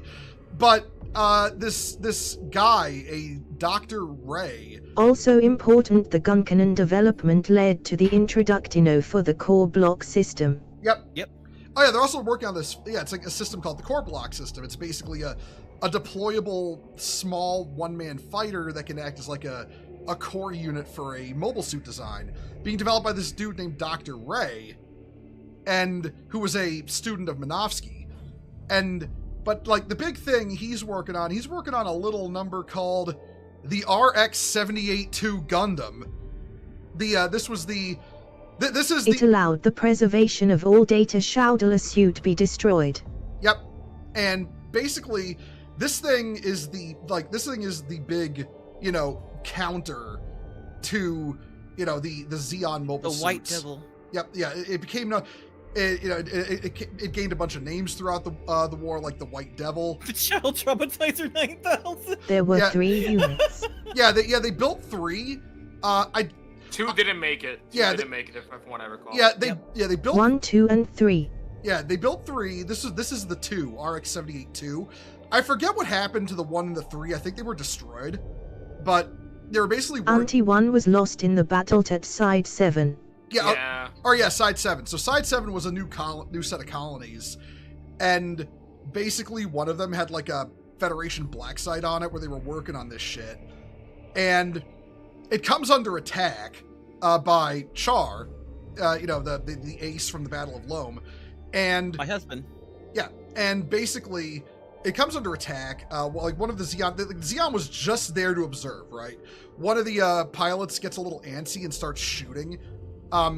Does a ton of damage, kills a bunch of civilians, and the control manual for the Gundam EA High Games gets launched out of the box containing it near this kid, Amuro Ray, who I'm pretty certain he's a little autistic, because in the middle of he's not a little, he's super autistic. Yeah, because in the middle of a battle, autism. In the middle of a battle, he just starts reading the instruction manual for the Gundam. If I'm not mistaken, he actually already had some knowledge of the Gundam from looking into his dad's files. Yeah, it's almost like if Haro had a gun, a lot of this would have been avoided. Actually, no. Also, a key feature of the Gundam that set it apart was the learning computer. Yeah, the Gundam. Actually, no. The key feature that set it apart, and this is a key feature that sets every Federation mobile suit apart, is that you put a 15-year-old in the pilot seat. Of that too. Crazy shit. Yeah, no, seriously. Seriously. Where's those boots in bed? It would have been. So much would have been different if it would have been like Haro would have been like Amuro, I'll air this whole room out. Yeah! But yeah, so like Amuro, seeing that none of the Federation, people are trying to help the civilians of Side 7, notices the giant mobile suit under a tarp to the left of where his dad is, decides, fuck it, we'll do it live, hops in the Gundam, steals it, and starts fighting back. I like to headcanon that his autism was so strong, he was just like, oh, giant mech, I gotta get inside, check it out, and then just accidented his way throughout the rest of it. Yeah, and that's basically the point Amuro was the first pilot to ever read Th Manual. Yeah, right? For real, though? I mean, Kivi, by the way, I think, really realistically, if you're autistic, you're also a new type. Keep that in mind. I'm a new type! You know what? I'm also a new type! You know what? Let's go! New type to new type communication. I'm gonna be honest, at this point I think I'm like Char, where I'm just a new type but not diagnosed yet. Yeah, probably. But yes. So you're a new type of autistic? Shut the fuck up, Ash. Got him. But yeah, so the Amuro defeats well, he blows them the fuck up. He blows one up. He stabs the other through the cockpit with a beam saber. Oh yeah, that's another fun thing about the Gundam. They invented the technology to make compact beam weaponry, which was previously battleship cannon shit. I also want to point out, by the way, as Amuro is, Fortnite default dancing on these Zaku's, as it were, he also discovers he shouldn't hit them at the core because it creates a big fucking explosion. A nuclear explosion happened. Yeah, it turns out if you pop open a fusion reactor that's containing the all encompassing power of the sun, bad things happen. You might put a hole inside of a colony that your friends are. Might get your dad sucked out into space. I mean, he was. Yeah, and then he falls down some stairs later. Yeah, I mean, he was wearing a spacesuit. He'll be fine. But yeah, so Amuro beats. He gets brain problems. I mean, having brain problems seems to be a requirement in Gundam for most characters, if we're being honest with ourselves. But yeah, so he beats the two Zaku's. Side 7 is devastated, or the Side 7 colony they're on is devastated, and the experimental Pegasus class mobile suit carrier, the White Base, which was there to pick up the mobile suits, most of the crew was killed, and basically the few surviving military personnel have to instruct the civilians who've been evacuated on board how to fly it out of there. They leave, get in a short scuffle with Char, and that's how Mobile Suit Gundam begins. Also, Jay, well, yeah, the Gundam was super fucking tanky because of the lunar titanium alloy. Yeah, that shit was just some of the strongest that was around and lightest. Yeah. Even the Zaku parts are like, wait, what the fuck? Yeah, because they hit this thing full on with like automatic fire from their guns because the Zeon suits use the first battle with Char and Mauro Amuro Ono got away because Char literally could not damage it. Yeah, like the Zeon suits at this point are still using Squad deploying. Brian King, thank you for the follow. Welcome to Crusade. They're still using actual bullets. They're just using ballistics. Yeah, like the Zaku guns are basically just have you ever seen like the shells like an M1 Abrams fires like a tank? It's basically like machine guns shooting that shit. The Miguelian cannon was taken off literal tanks. Yeah, and so they're spraying the Gundam with this thing. It's just taking no damage. And then he just walks out there with his fucking beam weaponry, fucking Fonk playing in the background, just starts fucking shit up. Yeah, I do want to point out, by the way, you think he's doing this like a pro immediately? No, he's actually fumbling a lot while he's doing this. Yeah, he only won because of the Gundam. The Gundam is hard carrying at this point. Amuro survived the early combat only thanks to the learning computer in the Gundam. Yeah. Yep, exactly. Yeah. So the Zeon guns on their mobile suits can't hurt this thing. The Gundam itself carries basically they were able to through like some advances in technology, we're able to get beam weapons from like battleship cannons down to rifles, and the Gundam was the first thing to carry these. These two prongs on its back too, those are beam sabers. They're basically lightsabers. Yep. That basically it's like a beam blowtorch on a stick, and it's essentially a sword that the Gundam uses. The Gundam's a Jedi. And it can. Shut the fuck up. And the Gundam, and the Gundam is just so overpowered that even though Amuro's a civilian with no experience, it's able to carry the fight. But from that point on, essentially the war starts taking a turn for the Federation, as back on the Federation side of things, they're working on like their own suits. But the thrust of the plot of Gundam is that they're trying to get the Gundam to Jaburo so they can get the flight data to the Federation mobile suit productions. So they can get the data to the Federation so they can get the Federation suits working on an even level with Zeon suits. That's the basic gist of the story. And then once they do that, it goes back into space. This lead to the creation of the GM. Yep, the GM, which is the... from this point on, from the pictures, I'm gonna zip over to this. I have a handy article open with every fucking Universal Century mobile suit ever made. This is a big list. Oh? Yeah. Oh yeah, wow, that's, look at that's that. a mile long. Yeah, It's a mile-long list. What the fuck? there was a lot. Oh yeah, developed in because that there's time so period. many variants of like the base product. Yep. Like you got your Gelu Jagas, you got your GM, you got your GM2. Yeah, like this. Striker. Yeah, like this dripless idiot My right Goon here. folder and my Gundam folder are one and the same. Oh, your Gundam folder, which folder? My Goon folder. Oh yeah, same. Shut the. Oh yeah. Same. Oh yeah. Wait, the Go Gooner folder. I see now. Hey, listen, mechs are sexy. I don't blame you. You open up my mech goon folder and it's just all flight type goof, just all the way down, just thousands of pictures of I it. feel like mine would just be like Rizel's. Both sides of the like war were Jesus. throwing all their resources at developing this arms race. Oh yeah, no, because here's the thing with the war. The war between Zeon and the Federation is known as the 1-year war. It started in January. The last day, the war literally ended on December 31st at 11:59. It only lasted a year, but half the human race died. This makes Gundam a Christmas movie. You're not wrong. You're not wrong. I mean, there is a Christmas movie Gundam. True, yeah. Oh yeah, Endless Wall. It's one of the it's the OVA follow up to Gundam Wing, one of the AU series. I was also gonna And point has a out. sexy I was fit in also it. gonna point out War in the Pocket. Oh yeah, no, Gundam Yep, one 0080. pocket too, yep. Gundam 0080, War in the Pocket. It's a fun children's movie for the whole family. Yeah, totally fun. Yeah, Fun- yeah. Nothing It's a children's. depressing or It's horrible a happens. lovely Christmas movie you can play on for your friends and family. Yeah, exactly. It's Yeah. the No trauma unofficial at all. advertisement for hamburgers in Japan.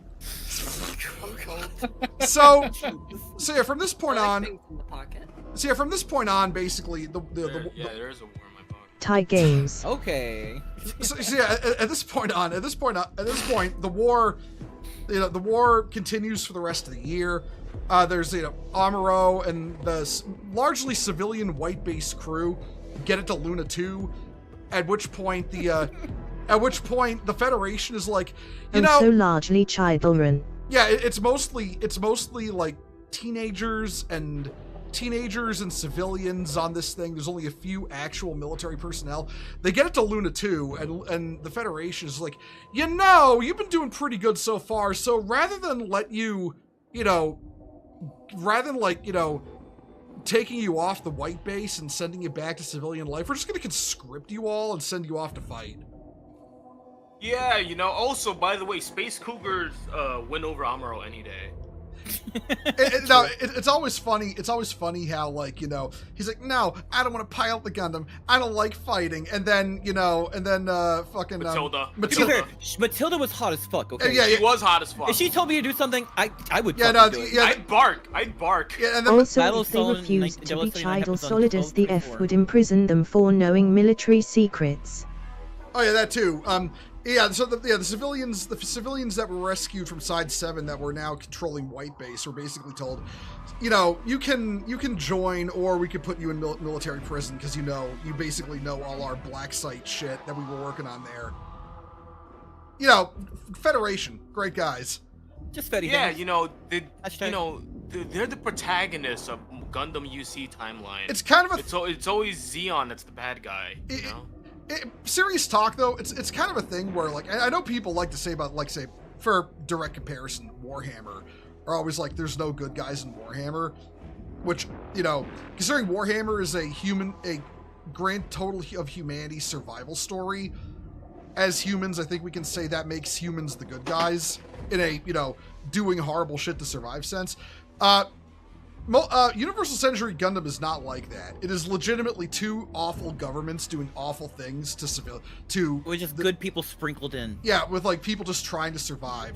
It's kind of notable when Mobile Suit Gundam ends, the original series, and spoilers, the Gundam is destroyed, White Base is destroyed. It's such a cool fucking scene too. But though.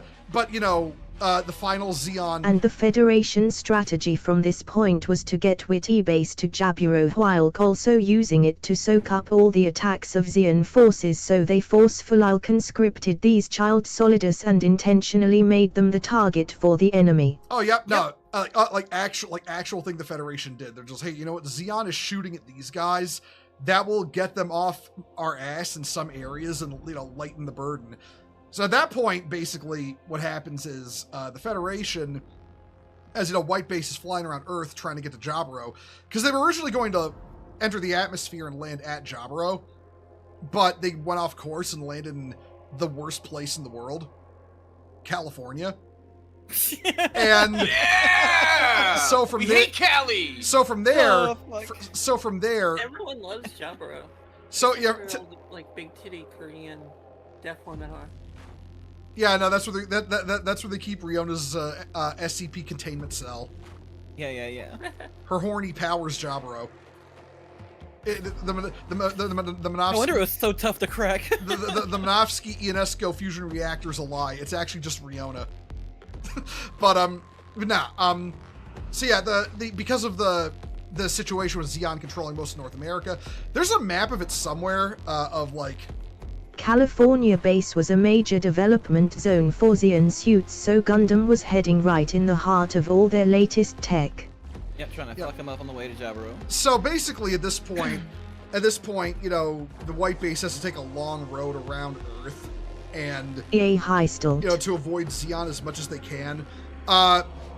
They end up killing Garma Zabi along the way. Well, they don't end up. Well, they do end up killing Garma Zabi, but they're, you know. Yeah, no, Garma got killed by helped the a little bit Federation. along. There was no guy from the inside of Zeon who betrayed Garma and said the line, blame this on the misfortune of your birth. Yeah. No, So that didn't happen. yeah. So fun little fact about our boy Char Enzible, who's basically. Totally not Char, he was I have a elsewhere. gift somewhere for this. So basically, Char plays the role of the rival pilot to Amuro throughout the whole thing. You know, Char and his red Zaku, and he upgrades to other suits along the way. But so fun little fact about our boy Char here. So it turns out he's Kasval Dakun, the son of Zeon Zum Dakun, who they thought died after the Otherwise known as Edward Mass. yeah. Otherwise known as spoiler. Yeah, so basically, Char. Wait, he actually got cucked in the Hero Academy or whatever. No. Char. Look. Char I may will have. be right back. I gotta pee. Okay, Char has done there's two facts about Char. He's never been cucked, and he's never betrayed anyone. he's never betrayed anyone in his life. Yeah, no, Char basically, He was over here to slap me. but Oh, okay. but basically Char has it out for the Zabi family for killing his father. So while all this is going on, he's working to betray the Zabis one by one and get them all killed.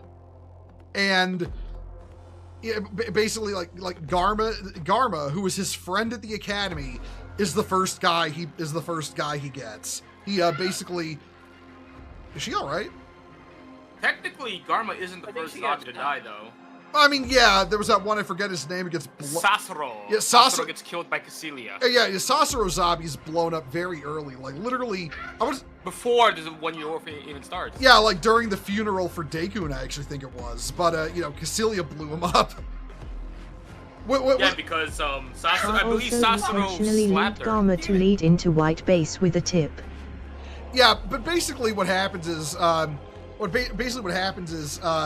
Char leads Garma along strategically in a fight with White Base. This is Garma, the purple-haired small one on the left. The twink. The twink.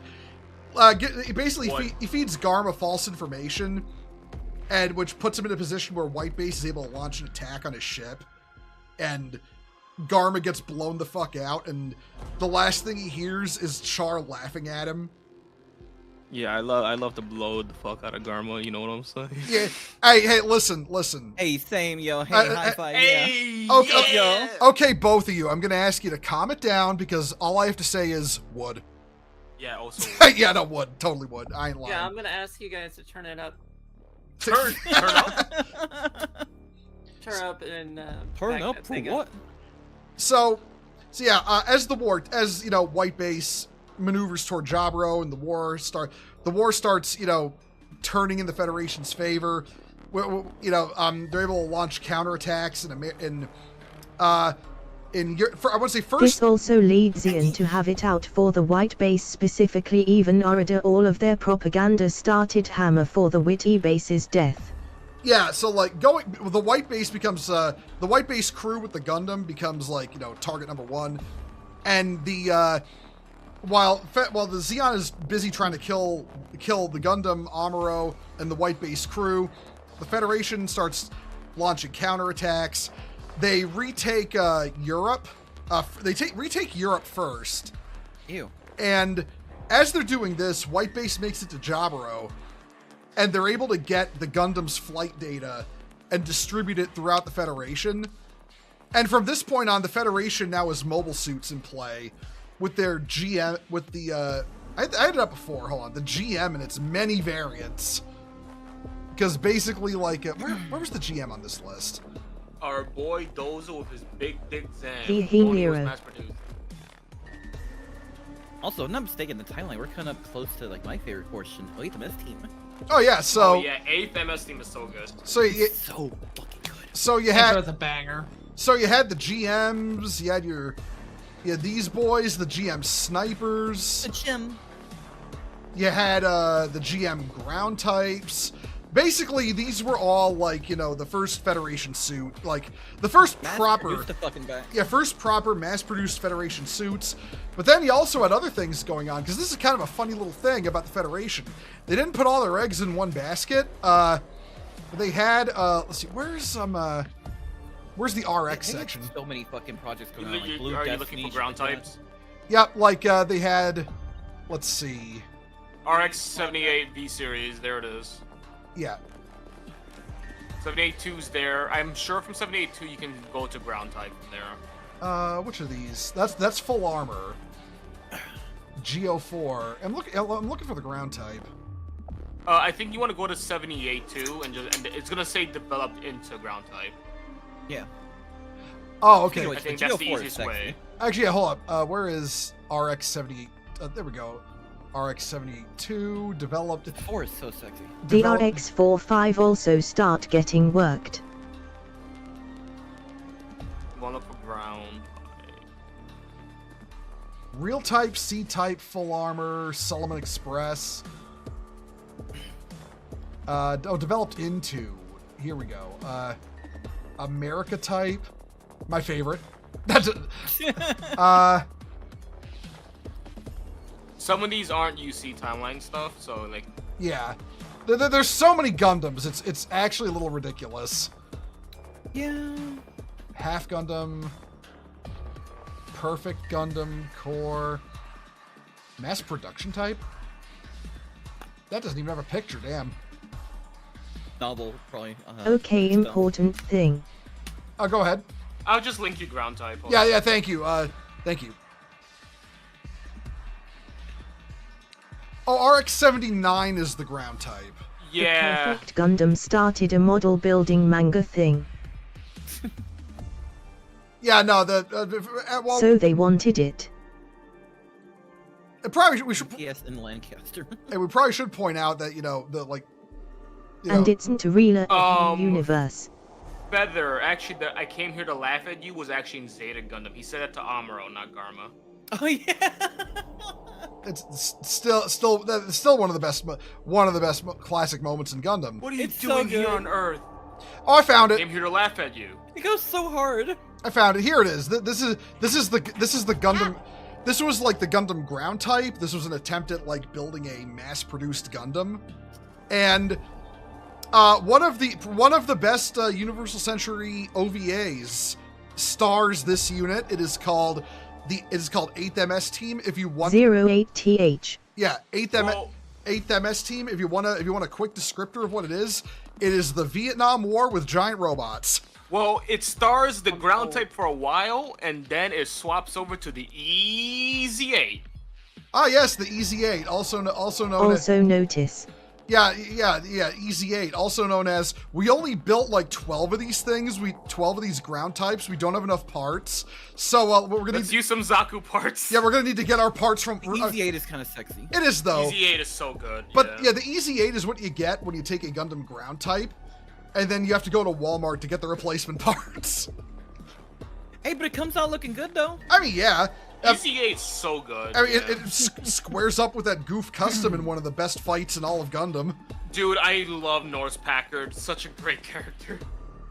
S-Hira is such a goddamn ace pilot, ultra hot-blooded super robot pilot in a real robot series that this man was able to fight mobile suits in a ball the thing known as a flying coffin.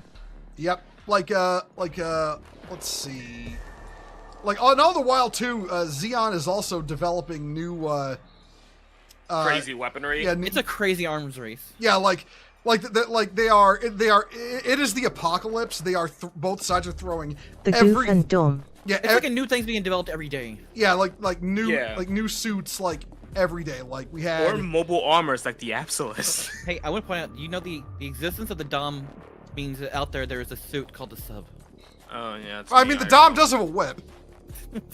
But Dom is so cool. but yeah, My baby, the Goof. Hi. yeah.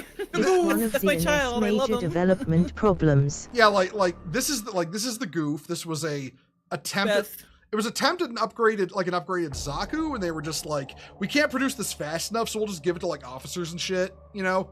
The custom is so good. And then, probably one of every Xeon fan's favorite suits, the Goof custom.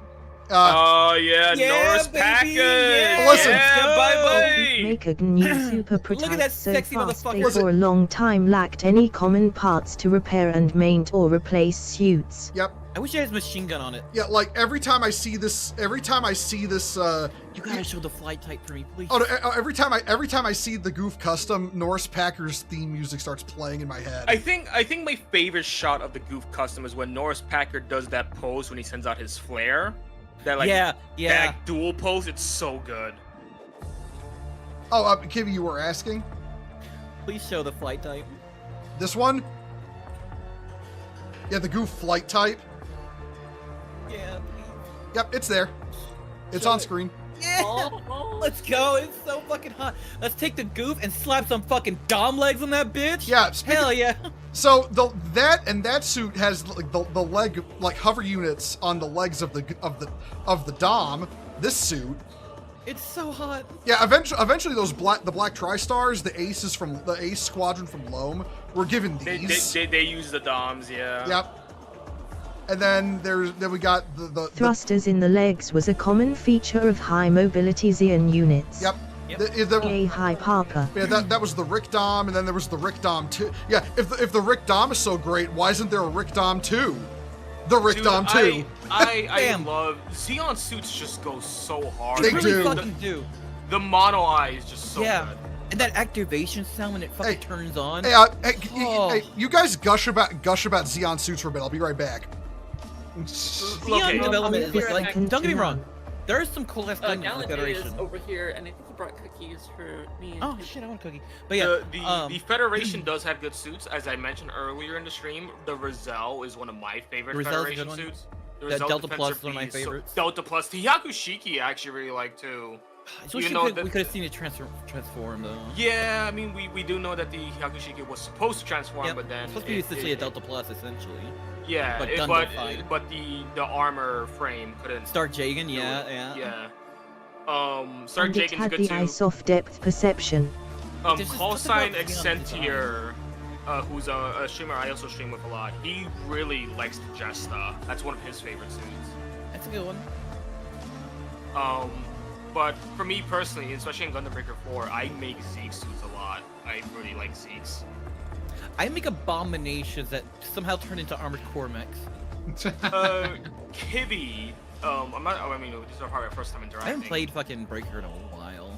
Fucking Jesta sex as all hell. Yeah, Jesta is sex. I made the GPO4 in Gundam Breaker 4. Oh god. Hold on, let me see if I have a picture of this fucker. I'm back. What are y'all There looking are up? two things in life that I want to chase down and own. The fucking GPO3 with the full Danger Room, whatever the fuck, I can never say its Oh my- goddamn fucking name. That I want that, and then I want the Neo Xeon model that's Kibby? like fucking $500 goddamn dollars. Kibby, are you me? Are you? Fucking- I've already. Because I'm 3'8". Oh, okay, true. But I'm saying because I've already decided the GPO3 Dendrobium Gunpla, like the high That's his next grade. one. I It's was so trying to fucking good. help him find it. I was trying to help It's him gonna find be- It's one. so hard to find. That so hard to that find. fucking Good thing luck. is gonna be my white whale. Yeah, yeah. So like, what? So, okay, so It make SME so RP to find so many people who understand me. But, all right, okay, so we've gushed about suits, but basically, yeah, at this point, it is a full-on mobile suit on mobile suit conflict after, White Base reached Jaburo. Xeon still has their little flying fucks helping out Fuck. occasionally. Oh wait, okay, I'm sorry to derail for a bit. I went on Premium Bandai because I hate myself, and I was trying to see. Why would you do that? See if they maybe doing a Dendrobium, the new release, right? Mm-hmm. They got new fucking clothing, Xeon Forces Windbreaker. And this is a point where God. spikes And started to be common because soldier this- checks are super weapon. This one's gonna kill me because I know I'm gonna buy it. They're releasing a high grade Atlas Gundam from Gundam Thunderbolt. Oh, Jesus. Oh my god. Oh fuck. Holy shit. I'm already waiting for the That thing's gonna be expensive as fuck. I'm already waiting for the Gundam Unicorn the sleeves jacket that I ordered. It was like $300. Oh, what do you call it? Archon of Plagues brings up a good point. We'll get to this now. At this point now. So, at this point, the war starts turning bad on Earth for Xeon, with because when we last left off of the timeline, Xeon lost in Europe, and from this point on, with the Federation pushing back with mobile suits in the equation now over in Eastern Asia, which was what do we call it? Which was 8th MS team. 8th MS team, yeah. And then in other High throw. in Eastern Europe, that would be the events of Requiem for Vengeance, and other fronts on Earth. Xeon begins retreating.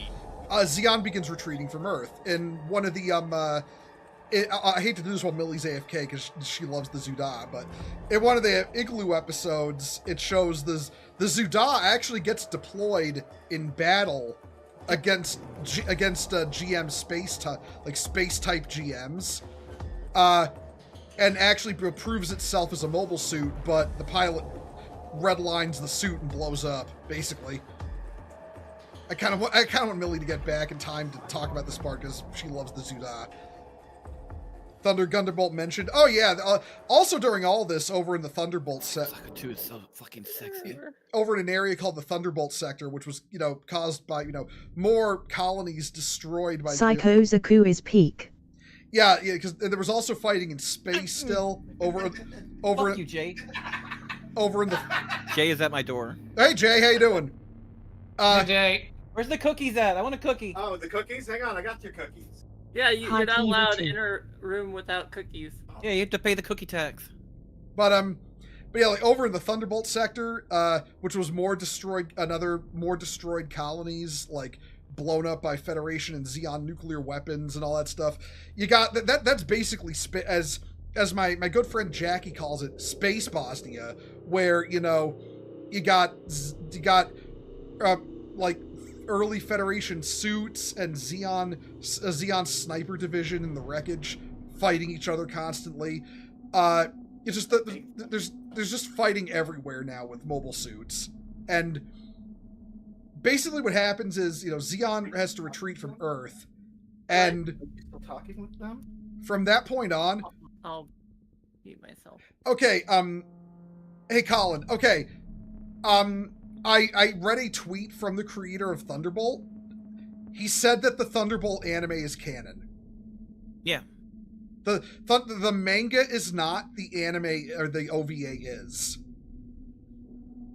Xeon had to retreat due to losing control of Africa and Mquiv.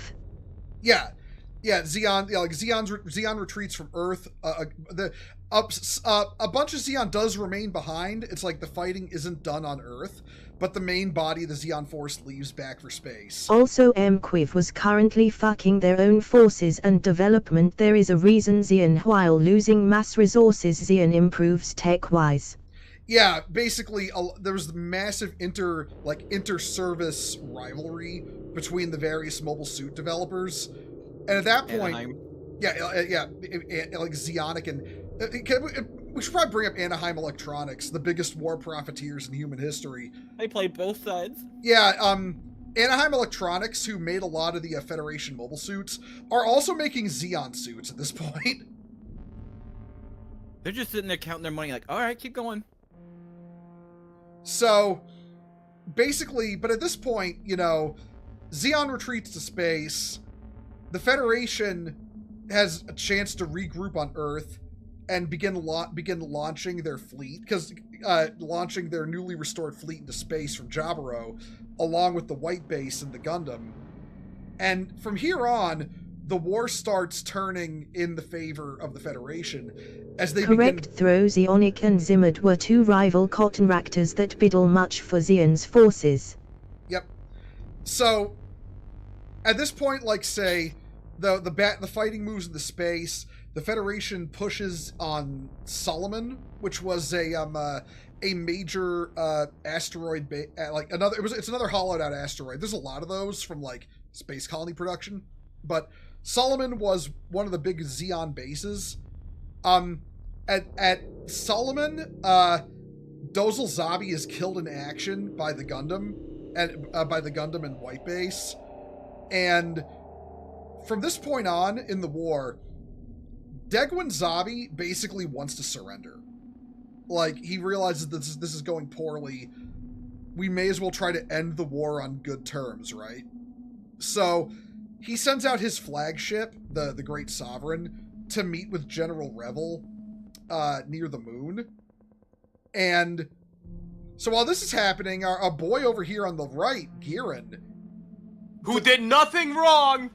Yeah, never did anything wrong. Never, ever, ever. Oh, it's actually one of the funniest exchanges in Mobile Suit Gundam, where Giran proposes to Degwin his plan to basically. Oh, yeah. I need to point out something. Feather in my chest says it's all Garen the failed painter's fault. Dude, okay. Okay, Degwin listen. was a space Twitter user. Giran. So, I want to be the one to talk about this fucking Yeah, go ahead. interaction, because I love this scene so much. Yeah, go ahead. My son, you disagree with me, you TBE Hitler. Yeah, literally what happens is Giran proposes to Degwin, listen, we have a population problem, and it's only going to get worse. I propose that we kill the weak, therefore our population problem is solved, so the strong are the only ones who get to live. Yeah, you see... Degwin, he signs it, going, you know, my son, you are quite literally Hitler. And Giran, in his infinite wisdom, he hears that, and he's like, the man from the Middle Ages. And Degwin is like, yes, he's from the Middle Ages. And then Giran goes, based. I will show you what a man who walks in Hitler's footsteps can do. and Degwin is like, oh, fuck, he missed the entire point. Yeah, because he was trying to warn Giran, you know, Hitler was killed by his own men and lost the war. Yeah. Keep in mind this was written in the 70s. Yeah. Yeah, this was written in the 70s. Okay, Colin. Colin, I'm gonna bring this up one more time, and we're gonna basically close it off there. Essentially, essentially, other than some bits about like early Federation mobile suits that never entered mass production, effectively the origin follows the canon of events leading up to the 1 Year War, and Thunderbolt, per the word of the creator, again, this is the word of God, says the OVA is canon. So that's where we're gonna end the canon debate, like right there. Why wouldn't the OVA be like? I'm sorry, like you're saying you're ending it. Of course, I understand. Why wouldn't it be canon? Okay. The problem with Thunderbolt is that there's anachronistic technology. That's one of the major issues with Thunderbolt. Yeah. Aside from other small things. Yeah. The manga has anachronistic technology featured, but again, this is per the word of the creator. The Thunderbolt OVA is canon. Like specifically the OVA. It's kind of how Sunrise does things. Yeah. Where if it's an anime or if it's like a manga, it's not canon, but the moment it becomes like an OVA or an anime series, it becomes canon. Like that's the cult stuff after went off the rails after though. Yeah, no, the cult stuff is weird, but yeah, we'll see if we can get to all that. By the way, listen, Thunderbolt is so good. Listen, if you're a jazz listener like I am, Thunderbolt has some great fucking jazz. Groovy So you like was jazz. so fucking good. Yeah, I don't know. I'm pretty sure it was mid. I'm gonna fucking kill you. No, listen. Listen, man. E.O. Fleming in his full armor Gundam, he'll get some Xeon pilot in a room with him, and he'll just say, "Do you like Huey Lewis in the News? You like jazz? Do you like Huey Lewis in the News?" Actually, you know what? I have a full armor 78 high grade. I probably should build that. Psycho at some point. Gundam versus Yeah, you should. American Psycho Gundam. Yeah, Psycho, yeah, like Riona just said, Psycho Zaku versus American Psycho Gundam. Oh my god. Actually, They should do it. They should do a scene like in when Godzilla faces American Godzilla. You know. but that wouldn't be a very long fight though. It would be very short. But yeah, so Degwin wants to surrender at this point in the war, right? And he actually flies in his flagship to meet Great Degwin, yeah. the Great Deg. Losing Garma crippled him. Yeah, it's like, yeah, the death of his son really fucked him up. So Yeah. he wants to end the war. He takes his flagship, the Great Degwin, or the Great Sovereign, to meet with Admiral Revel in the Earth fleet, where it's mustering for the attack on Abawa Q, which is like that's like Xeon's Stalingrad, you know? Like they lose that, they lose the war, right? Giran has converted in his infinite wisdom, has converted one of the Psi 3 colonies into a giant fucking death ray.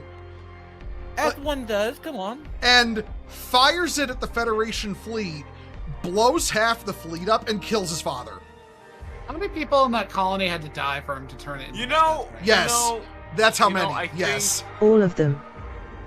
I think Kimmy, how are your cookies? Giran and I forgot. I'm blanking on his name because I'm drunk. Giran and the guy from the Titans would be very good friends. Bascombe.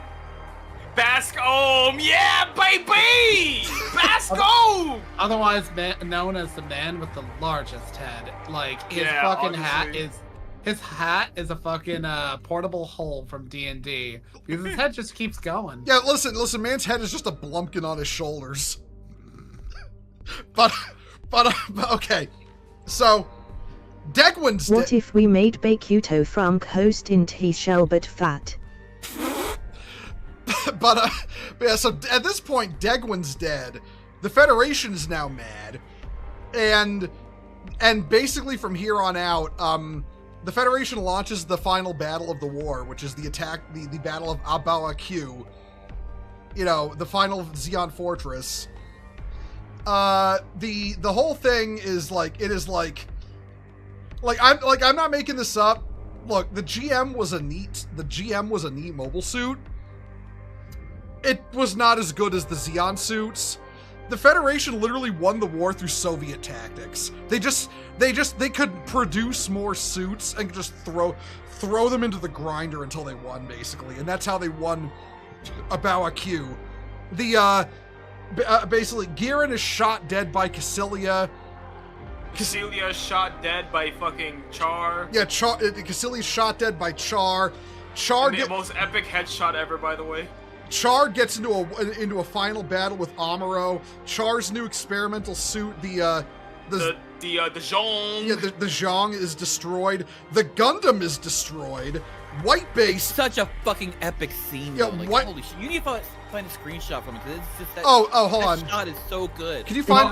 Losses in this battle leave the war not truly ending but more or less stalling out. Yeah. So I do love, by the way, that in the battle between the Zhong and the Gundam, Amuro realizes, oh my god, wait, the cockpit's not in the fucking chest like it usually is. It's in the fucking head this time. yeah, because he goes for a cockpit shot on Char, thinking he's got him. He was tired of his shit at that point. He's like, nah, fuck Yeah, this shit. because for those You got Lala killed. No, this shit's over. yeah, for those who don't know Mobile Suit Gundam. Lalia was dead. Yeah, the cockpits of mobile suits are generally in the chest or the abdomen. They're not in the head.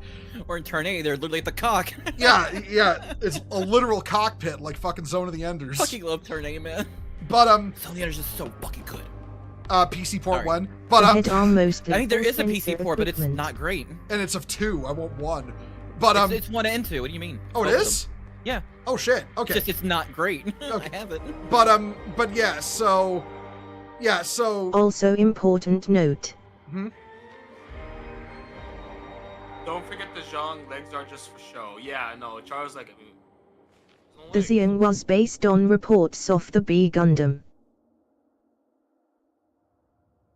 It was based on. Hold on, I didn't quite hear that. I need to read Reports of the B Gundam. the B Gundam. I've never heard You of know, the one that took out Nicolas Cage. I wanna point out. Shut up. The ball unit made to look like a Gundam head.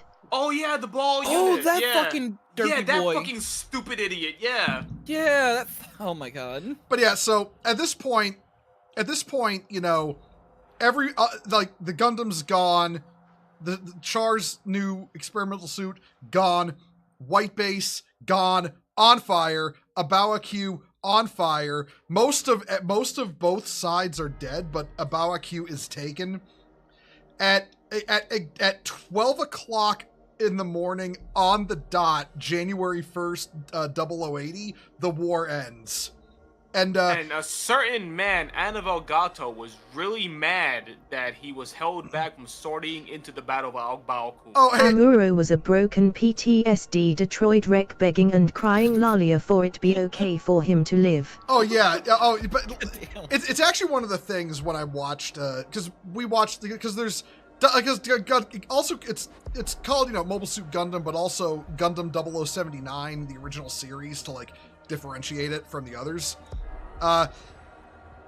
We were watching it, and the thing we noticed was that the mood of the ending as an anime, when, you know, you've got the survivors of White Base all together, the mood isn't "yay, we won." The mood is, oh, Oh my god, we survived. thank fucking God we're alive, you know? Yep. People who say Gundam failed at its anti-war message never saw it. For real. Yeah. Like fucking hell, that shit pisses me off. It's anti-war at the. Okay, listen. Okay, can we quickly pivot to this whole discussion real quick? Yeah, go ahead. So, I've been a long-time Gundam fan. I've been arguing with people almost my entire life on what the theme of UC Gundam is, and Bo has recently discovered my pain, as it were. Yep. People seem to miss the point of UC Gundam, which is, at the end of the day, war is bad, propaganda is bad, and, like, stop fighting. War is bad. Yeah. But people will fucking be idiots and go, well, actually, this is actually about how Cool robot. Xeon's bad and Federation good and robots, big robots and space cool. No, at the end of the day, the war is bad. Propaganda bad. Stop. Both sides fighting. have shit people. Both sides are terrible people. Okay, I want to make There's something. no good side in a war. Yeah, Yeah, exactly. Yeah, both sides suck. The Survivors left standing. the Federation pushed Xeon to attack. Media Xeon. literacy people Yeah. claiming the side of Literally, title solidus yeah, morally correct. Yeah, like Media literacy is dead in this time, and I fucking Yeah. hate it. like actual media literacy, you know, not It's like. fucking Hey, dead. hi there, Sen. But yeah, it's like I'm gonna put an image on screen. Like this is this is the one I made for the stream, but I feel like it, you know. Okay, for anybody who has seen the original version of this meme, I find it funny that Society. yeah, the same people who made the "war is bad, wow, cool robot" meme are the same people who will then say Xeon is bad, you know, is the bad guy. The Federation is Said the he's good the good guy. Yeah, Yeah. like way to make a meme saying you're missing the point and then miss the point. It's so funny because Bo, you discovered my pain for the last like 10 years of my life. You discovered how Federation fan people would just defend what the Federation is like. I got called a tourist by Mutual. I saw that. Yeah, fucking I saw got. that. It's I so got. wild. I was getting called. That's what got me into the whole argument. Because I was like, I saw that, and I was like, Yeah. no. I got. what did you- I got mad. I got called. yeah, A, I got so fucking mad. I was in a Discord call with Tomo just going off. you know, I got called a Gundam tourist because I had the audacity to say the Federation also sucks. Like that's the it's the whole chain of events. The Federation oppressed people in space. They fired the Which- first shots at the Yeah, end of the day. yeah. The Federation oppressed people in space, fired the first shots. Xeon retaliated in such an extreme. Twitch does insane things. Yeah. I can't do anything Yeah. about you, sorry. Xeon. At caps era. Yeah, Xeon retaliated in such an extreme way that killed billions.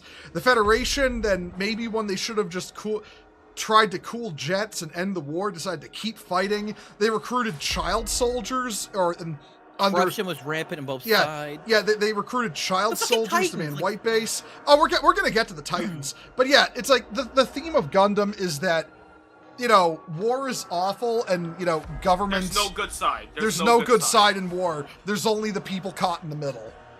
Yeah, and like it's so wild to me because like people miss the point because people will always bring up, oh well, Zeon dropped the colony, and then when you point out, okay, well, can you explain why the Federation did this? Why are they recruiting child soldiers? Why are they oppressing their own people so terribly?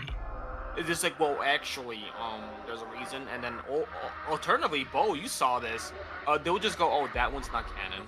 Yeah, no. God. A lot of the it's not canon arguments come largely from Federation fans because it's always magically the entries where the Federation look bad. The Federation's new type labs are what I say in response to the colony drops. Didn't the Federation put a fucking new type's brain inside of a suit, essentially? I think the wildest part of everything Several times. in this whole like debate, right, is that at least from what I examined is that, you know, Zeon fans like myself, I can acknowledge, yeah, we dropped the colony like 500 times. No, Zeon's bad. I just think they have drip is all. Yeah. It's the weird Federation fans who don't want to admit their side's also just as bad, because at the end of the day, they're both equally fucking bad. They're both really bad. I would say personally, I don't fall as a fan on either side because, like, I'm more, I guess you could say, protagonist aligned, if that makes any sense. Yeah. Where it's like the actual like faction, they're always going to be fucking awful. Like, out of those like listed things that either groups did, I really could only justify, say, like, the feds continuing to, like, wage war after that, like, you know, after Revel, you know, made his speech. Purely because, to be perfectly honest, Zeon had made it pretty clear that they wanted people off Earth and were willing to kill basically everybody on it just to get that. You know, it's a matter of survival at that point, but beyond that, the feds were basically like, let's use nukes. You know, that always works. Let's create a Gundam that shoots nukes. Oh, hey! Because it's like done in a specific way with a specific type of nuke. It's not wrong because it doesn't violate the pact. Oh, okay. So End of day. Oh, we're talking about Viceless now? All about aesthetics and drip. Sexier robot wins. Yeah. At the end of the day, it's all about which side you like with Gundam. But no side is good. But if we're talking, Texas was pretty cool though. Oh, yeah, Texas Colony was cool. But to the person in YouTube chat, I can't pronounce your name because of the Texas resolution. is bestars ever. You hit it on the head. Kids, you are both just awful. Yeah, Yeah, that's exactly. really it. Literally. But yeah. So, but in the timeline, things weren't over. Things weren't over yet. There were still Zeon remnants fighting on Earth. And then, in the year 0083, something funny happened. Yeah, 083, let's go. So, Yeah, okay. sorry, I brought that up. A little bit funny quickly. business. So, okay. So, Millie mentioned a little someone named Ana Delgado who fought under an Admiral Diaz for, Delaz, yeah. Oh, Delaz, See my my bad. baby there. I see my Delaz CPO. at Abawa Q. Delaz, seeing that the fight was over, abandoned the battle with his fleet, saying, you know, we will fight another day. Now, a bunch of, like, 3 years later, in 0083, so remember the Antarctic Treaty? No nukes, no biological weapons, no chemical weapons, no funny warheads, basically, right? Yeah. So at this point, Anaheim Electronics begins working for the Federation. Now we are finally going into the era of evil space cougars. Yep. Yeah. There's one on the screen right now. Yeah, the Federation, with the help of Anaheim Electronics, begins working on the Gundam prototype program. It was called something like that, and they produce a quartet of suits: the GP-01 Zephyranthes, the GP-02 Faislis, the GP-03 Stamen, and the GP-04 Gerbera. The Gerbera is scrapped, and Because because I love the Gear Bearer so much. Yeah. It was deemed the Gear Bearer is so redundant good. because of GPO1's full Bernier modification. Yep. It was deemed redundant. Yep. And so one of the suits is scrapped, but the other 3 are worked on. And one of these suits, the GP-02 Physalis, has kind of has a funny weapon. The funny weapon is a bazooka. Why is the bazooka funny? It fires nuclear weapons. Atomic bazooka! So the Federation, now remember, Antarctic Treaty, you're not allowed to use nukes. The Federation decides, well, you see, the bazooka works by detonating a nuclear bomb inside the bazooka contained in an incredibly powerful Minovsky particle field, eye field, and it's then fired out, then the detonating bomb is fired out the barrel, and when the eye field decays, it finally explodes. So technically, we're not launching a nuke, we're firing a nuke, and that makes it treaty compliant. Also important. It's just so wild how the Federation goes to groups that try to justify Many their suits shave coolant system in T-arm units. Reminds me of okay, I'm sorry, very So tangential. other anti-secondant suit pick this up and use it. This is a very tangential reference, but it's like say the fucking Alliance in Mass Effect, skirting around their space naval limitations by just focusing on frigates. It was the Mass Effect. It was like the Space Washington Treaty from real life, where it limited the weight of the navy, the size of the navy you're allowed to have. And the Alliance had a bunch of dreadnoughts in production, and now they suddenly couldn't have them anymore because the Turians were butthurt. So they said, "Hey, you said nothing about carriers," and turned them all into carriers. Carrier. So- I hardly know her.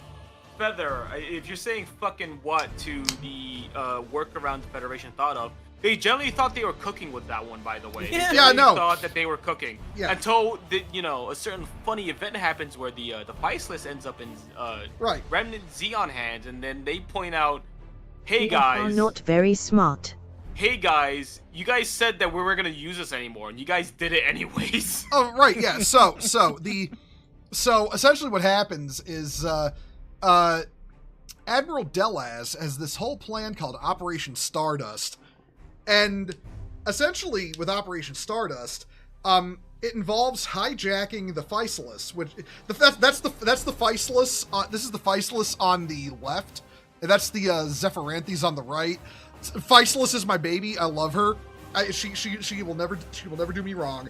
But right. So they Annabelle Gatto, who was a the Xeon Ace that went with Delaz when he abandoned the field at Abawa Q,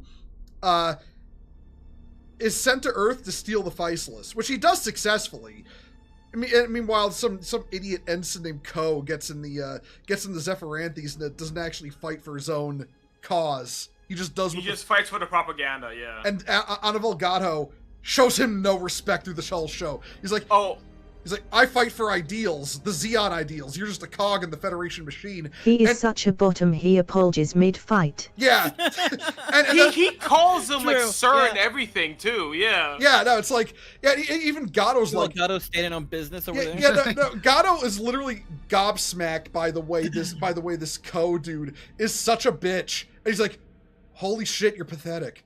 I'm an enemy. Don't fucking respect me. Yeah. I mean, okay. to be fair, I like that exchange. It's kind of hilarious. And to be perfectly honest, that they're a better pair together than who he gets with in the end, anyway. Oh yeah. I want to Sure. point out Archon's question for pre-1 Year War stuff. I remember that scene in Hathaway's Flash where the Federation would fire at a crowd of civvies to catch colonists. Was That's that what we talked coming about for earlier, 1 yeah. Year War? Yes, they do that before the 1 year. As mentioned earlier, they do fire. They do a lot of fucked up shit. They fire in the civvies because before the 1 Year War, they just fire in the civvies. The second they see any sort of Xeon support, it was fire in the civvies. Any kind of protest, bam. But Gato also guzzles the propaganda. He does, but you can argue that Gato is also fighting for propaganda. You could argue that. But Gato genuinely believes in his ideals is the thing, while Ko is fighting for what he's told. Yeah, it's like the whole underlying theme of their character arcs. Ko comes to realize by the end that, you know, he doesn't have ideals. He's just doing what he's told. And Gato ultimately dies for his ideals. But more to the point. He genuinely believes in the Xeon, movement. But, okay, one thing before we move on with the events, Colin, I'm going to argue that sounds like, you know, more Federation. It's also a massive difference in experience. Gato was pilot sick and well before the war. Yep. But yeah, that does sound like, you know, a bit more like Federation fucking like, you know, oh, it's a wartime treaty, therefore we don't have to obey it. Also, fun fact, they another reason they were able to get away with the Physalis' nuclear bazooka, they say it only fires tactical nukes, not strategic nukes. So they just reclassified a strategic nuclear warhead as a tactical one. It's totally tactical, totally. I mean, Yeah, it's tactical. They call it a tactical nuke. It's got a yield similar to Tsar Bomba, like in the 75 plus megaton range. But yeah, so basically what Operation Stardust is, you know, Admiral Delaz's plan. My tactic is to fire nukes because my tactic is to fire nukes. Yeah. Also, I want to quickly point out, by the way, reminder everyone, in case you're forgetting, a lot of us are Xeon fans, so take a lot of what we're saying with a grain of salt. We're not biased, not at They're all. all into it for the Don't pay dress, attention and to that's my all. halo. That's the Xeon flag at all. We're just a little biased. Hey, listen. No, take everything I say at face value. Hey, They go down on Hugo Boss. Even typos. Hey, now listen. Davy Crockett, which you made illegal, was the Larry Crockett. And listen, if the Federation is so great, why did it collapse around the time of UC 200? Why did Xeon splinter into like 50 sub-factions? Some of the law excuse for GPO2 was that since the Principality was gone, the treaty was annulled. Oh, as much as I'm a fucking... I am always correct. Birds are not real and autism causes vaccines. GPO2 was a violation, yeah. Yeah, hey there, Peanut Butter Toes 4555. But yeah, so essentially what happens is the Federation fleet. So this was Operation Stardust. The Federation fleet is, you know, at Solomon, you know, the captured base from the 1 Year War. It's now a Federation base. Are doing a fleet review. They've got the whole fleet there, right?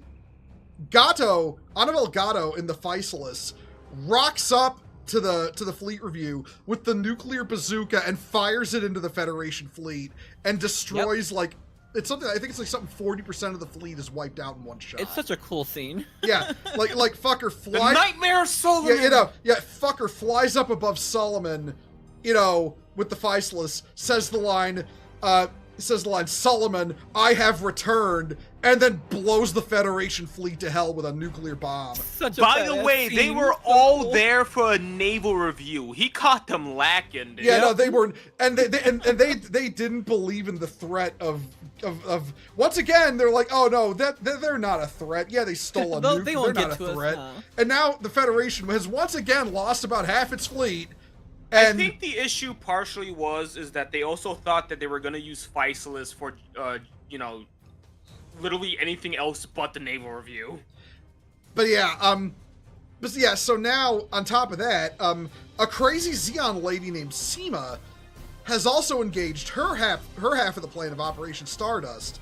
So there was a best girl. See, yep. So there was a plan to basically move colonies from between sides, right? Seema's part of the fleet. She was also a Xeon loyalist and a survivor from the 1 Year War. Loyalists. Basically captures two of these colonies en route to it from one side to another, and knocks one of them off course on a collision course with the moon. And she basically tells the leadership on the moon at Von Braun City, okay, you can either shoot your lasers used to ignite the colony engines and speed the colony up so it doesn't hit the moon, or you can let it hit the moon, your choice. So the guys at Von Braun are like, okay, let's fire the lasers and save ourselves. And this puts the colony on a collision course with Jaburo again. So we're doing Colony Drop 2, Electric Boogaloo. We're doing it again. this erupts into a big fight where the Delas fleet and Insanity is doing the same thing twice because it's funny. Yep. So the Delas fleet and the Earth fleet get in a big fight. Gato gets a shiny new mobile armor, as does Ko, who, the GPO-3 Stamen, which is a Yeah, my baby. which is you know, Kivy, you're so based for loving the GPO Gundams. I just want you to know that They're so sexy. they are. They were so advanced too. They Especially didn't. the 3. They were so advanced too. They didn't match them again until at least Double Zeta, like in Yep. terms of technology. But yeah, the GPO-3 Stamen, which connects to a mobile armor called the Dendrobium, joins the fight against the Delas fleet, and then the twist happens. Seema's working with the Federation. This whole thing is a psyop in order to because elements of the Federation are looking for an excuse to oppress the colonies. So that's why Seema is helping drop the colony, and she's working with this dude named Bascombe. This creepy looking dude named Bascombe. He looks like a fucking, Blumpkin with wearing shades and a Also, I have a military really bad hat. joke I want to do so bad. I've been holding it back, but FEMA went to hell. God damn it, Kivy. I was holding it in for so long, but I just had to get it out. God damn it. But so basically this whole thing was an inside job. The Federation was looking for a chance to get more power. They wanted Seema agreed because she doesn't give a fuck about anything anymore. She just wants to cause havoc. And She's mad, by the way, at Xeon over a certain little event that happened in her life. oh yeah, the gassing of Iolifish, I believe it was. Was it Iolifish or was it another colony? Yeah. I believe it was a fish that she had a hand in, and she was not very happy about that. Yep. So basically, at this point, the colony is attacked by it's called the solar system. It's an array of mirrors designed to focus the sun. Basically, it's a giant fucking death ray. They hit the colony with it. It manages to knock it off course enough that it crashes into the middle of the United States instead of Jaburo. So yeah, that happened again. Yay, another colony. This incident wasn't as bad as the Sydney incident, but all the same, it did cause famine and climate disasters on Earth. And at the end of the battle, basically, Anavel Gato chooses to die because he feels betrayed, but still wishes to fight for the ideals the true ideals of Xeon that he believes in. Ko, who basically hijacked the Stamen and the Dendrobium in order to fight Gato, is court-martialed. The entire incident is brushed under the rug, and the Gundam development project, which developed the GPO series of Gundams, is erased from the records, and all the remnant technology, because the GPO-3 Stamen survived, even though the Dendrobium was destroyed. But they destroy the Stamen, the remains of the Dendrobium and everything, and basically say it never happened. And the Federation uses this as the ultimate power grab, effectively to turn themselves into a fascist state. And from here on out, also Nina Purpleton sucks. I will not elaborate. I'm gonna have to Nina drop out. Purpleton's the worst. Yeah. You've got to I'm go? starting to get a headache, and I got like late night Saturday plans. I usually Okay. need to rest up a little bit. Yeah, no problem. Fair. Thank you for having me. I'm gonna send my stream over to you. Yeah, no, Gimmicken no problem. Thank establishes you. the It was Titans. fun. Yeah, thank you for coming. We'll see. Yeah. I'll catch you later. Yeah. Bye bye. Later. Bye. Kibby, have a good Sweet night. dreams, Always Kiva. happy to see you. Bye, Kibby. Later, Kitty. Later, Kibby. But we're right. So, yeah, the colony drop at this point has basically justified for the Federation enacting complete and total fascism, and as a system, oppressing, actively, not just oppressing, but the colonies basically aren't people anymore in their eyes. We're talking like they're thinking kind of, short of, some final solution shit. Basically kind of what Giran thought about people on Earth, but the Federation is now doing it to the people of the colonies. And one moment while I am, no, do I have the, actually do, hold on. They really did learn from Xeon. FS suppression was lax before NWO. They were awake and bloodthirsty. Gyogoog! I really do think we should elaborate though on the Nina Purpleton problem. Oh, you mean the absolute worst female character in all of Gundam? Fucking She suffered from basically getting a different writer mid-season. A little bit, yeah. a little bit that, but like honestly, she was like way too bipolar with Ko. And like it literally just wasn't helped by like her suddenly being like, oh, I had a relationship with Annabelle Gatto and now I can't decide on who I want to support. So I'm just gonna cuck Ko at the 11th hour and How dare you allow, Pilto, the murder robot I build for murder. and allow like millions of billions of people to die. Yeah, it's like how dare you use the Initiating attack protocol 23. Oh, hey, look, Kivy VT. Thank you for the raid. Welcome, raiders. Welcome everyone from Kivy's chat. Welcome. And let's see. So yeah, at this point, the Federation forms what are known as the Titans. A lot of the people who fought on the a lot of the people who fought in the Albion, which was the Pegasus class cruiser during the events of 0083, become members of the Titans. The Titans are basically just the Gestapo. They're the Federation's Gestapo, essentially. Squad deploying. Morgan does not sleep. Jimmican uses the Foundatino for the Titans to make them him personal army to sigh as power. Also, yeah, they're like semi-autonomous, kind of like it's really fucked up because they get to do whatever they want. Really. Yeah. Oh, real quick. The announcement broke, but Shmee Diver, thank you for the follow. Welcome to Crusade.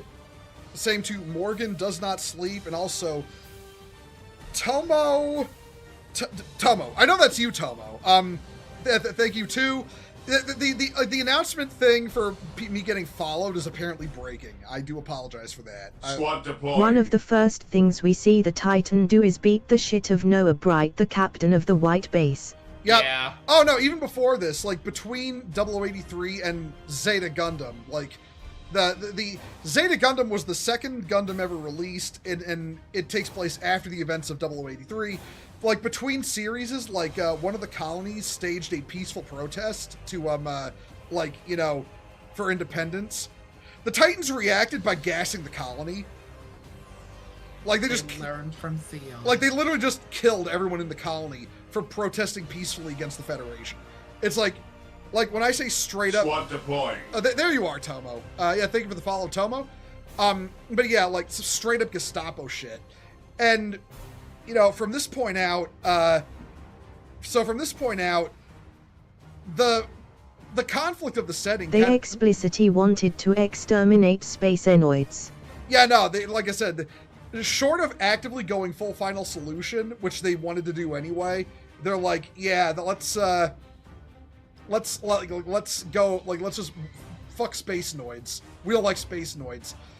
So the Federation, and now for a bunch of years, is doing this shit. And this, along with the Titans, Feather Radiant Fox, again, thank you for the follow. Welcome to Crusade. And this also leads to the formation of the Anti-Earth Union Group. Yeah. And the Anti-Earth Union Group, or AEUG, how do you pronounce AEUG. that? AEUG, yeah. AEUG. AEUG, and, is like basically they're basically a terrorist organization combating the Titans and the Earth, Earth Federation, and they've got this funny guy fighting for them. Totally not filled with any former Xian people in this space ISIS. Yeah, no, they've got space ISIS. Yeah, no, they've got this guy fighting for them. Totally original character, Quattro Bagina. Totally original, by the way. Different guy, by the way. Yeah, totally different guy. He's totally not Char Enzible. You didn't see that when I was flipping through the pictures looking for the right one. And at this point too, so. If you put sunglasses on, you are legally different person. Sut ask Persona 2. Yeah, no, listen. I wear 5 sets of sunglasses on my face. Because I'm on so many levels of ironic shit posting, I don't even know who I am anymore. But also during this time on the colony of, I think it's called Grips, GRYPS, Grips. let's see. I'm looking for his name. Oh, there he is. It's your boy. It's your boy, Kivy. It's Camille. Camille Biran. Yep. Camille. So, okay. So how? Oh, hey, honey, I see you. Honey, I see you're using your new avatar. Nice. Thanks. Man, You're so cute. You're such I a love that you're such a fucking bear. thing. Like unironically. But no, it's like okay. So the grip, what we call the grips. Despite conflict. the name, this is a male-identified charter. Yep. So yeah. So this is the funniest shit imaginable. So Camille is the protagonist of Zeta Gundam. And I'm not shitting you in that this is how the entire Grips conflict kicks off, okay? So this one Titan dude on Camille's colony. Here's Jared Mesa. Jared Mesa. Here's Camille's name mentioned and says Camille sounds like a girl's name. So Camille just runs up to this dude who's literally part of the fucking Gestapo, hauls off and punches him in the face for saying that. This entire event kickstarts one of the deadliest wars in the Universal Century, the Grips conflict. This is unironically how it starts. Then he instantly really goes needed to and get a joins grip. Space ISIS. Yeah, so I am not making this next part up. So Camille gets arrested for basically punching a Gestapo officer, right? His dad, who's part of the Federation military, gets him, like in the research division, gets him off the hook. So, but in the process of his dad getting him off the hook, Jared crashes a Gundam Mark II nearby because he's a fucking idiot who only stacks L's. Do you know what Camille decides to do? The most rational thing in the world. He decides, you know what? I'm gonna steal that Gundam just so I can bully that asshole Jared with it. And also the MP, by the way. Yeah. So while that's happening, totally original character Quattro Bagina invades Grips to do some, with his mobile suit forces to do some reconnaissance for the AUG. Again, by the way. Yeah, and in the process of this, Camille in the stolen Gundam Mark III, basically, listen, he's not offered a role in AUG by Quattro. He literally walks up to a fucking infamous terrorist organization and says, "Hey, terrorists, based, I want to join you guys." I hate this one guy in particular so much. I'm gonna join y'all. Yep, and from there on, the Grips conflict begins, which absolutely spirals out of control. By the way, in case y'all are wondering, when it comes to Gundam and like conflicts, like what starts conflicts, like future conflicts, it's either A, some guy insulted another guy, or B, some guy cucked another guy. Yeah, no, this is unironically like what causes so many wars in the Universal Century. It's really kind of funny actually. Accurate to Chien's history. Yeah. I mean, really, when you think about it, even like the real world. Like even Garma Zabi leading that revolution against the Federation base was what happened because Char convinced him that he was being insulted by the Federation. It's actually funny how insults and cuckoldry lead to are the sparks that cause everything in the Universal Century. So if there's a lesson to be learned, Tamino, the guy who created Mobile Suit Gundam, basically said NTR is cringe. I mean, Char's Erebus confirmed. A Char's Erebus, but he was actually likable. That's the big difference. Oh, we didn't even talk about new types. We were just so busy talking about wars and suits. So, right, new type theory. Remember we mentioned that way back? So, Camille is one of these. So is Amuro. So is Char. So are a lot of people. New types are basically psychics. They have a extra sense that other people don't have. Yeah, and this started coming about, this is something that Zeon Zum Daikun talked about. Basically, humans living in space is causing humans with this extrasensory perception to be born. And they can, feel the thoughts of others, and they can also sense the presence of other new types. they can also feel the depths of others. Yeah, Unfortunately. like unironically, you know, Amuro Ray, who's a new type, You see in Gundam space is literally haunted and it helps awaken people to psychic powers. Yep, like when Giran fired the colony laser at the Federation fleet, Amuro felt all of them die. Like, he felt all of them cooking alive in their fucking warships as the laser hit them. Amuro, like, when we say Amuro exited the 1 Year War, like, a completely fucking wrecked by PTSD and war trauma, we're not joking. By the way, the new type theory, by the way, which is wrong, Amuro and even Camille are Earthborn. I believe, yes, you are correct. Actually, yes, Amuro and Camille are Earthborn. It's prolonged exposure to living in space that develops. Like they were born on Earth, but the theory was born around the idea Amuro, despite the victory in battle, was under house arrest until well into the Crypts conflict. Oh yeah. While the Crypts conflict was building up, Amuro was under house arrest by the Federation for the crime of, like, being a new type and being awesome. But but no, the core of the theory of new types was built around the idea that humans living in space would cause it. Also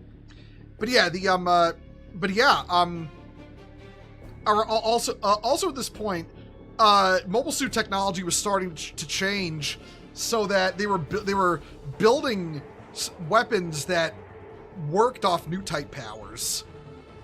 So the Federation, and Zeon to a degree toward the end of the war, but mainly the Federation are, at this point, basically trying to weaponize new types. Like, which is a theme that comes up even in the AUs, after working the mechs. Yep. And, See lead to the new type labs. Yep. And, on top of that, and cyber new types. Yeah, like Zeon was working on it a little bit. Like, they had the one mobile armor that this girl named Lala piloted. Fun fact, she was Char's, lover, but also was basically, it's kind of a thing with new types. She was like a mother to him. It's kind of a funny thing with new types. You basically have a new type who's effectively a soulmate to you. She was with Char, but her soulmate was Amuro. And then because she had been she'd been trained to be a soldier by Char, and was piloting a new type capable mobile armor that Amuro then destroyed.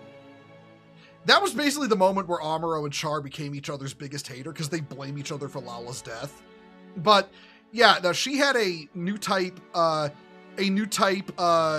capable, like, designed around being a new type pilot, mobile armor.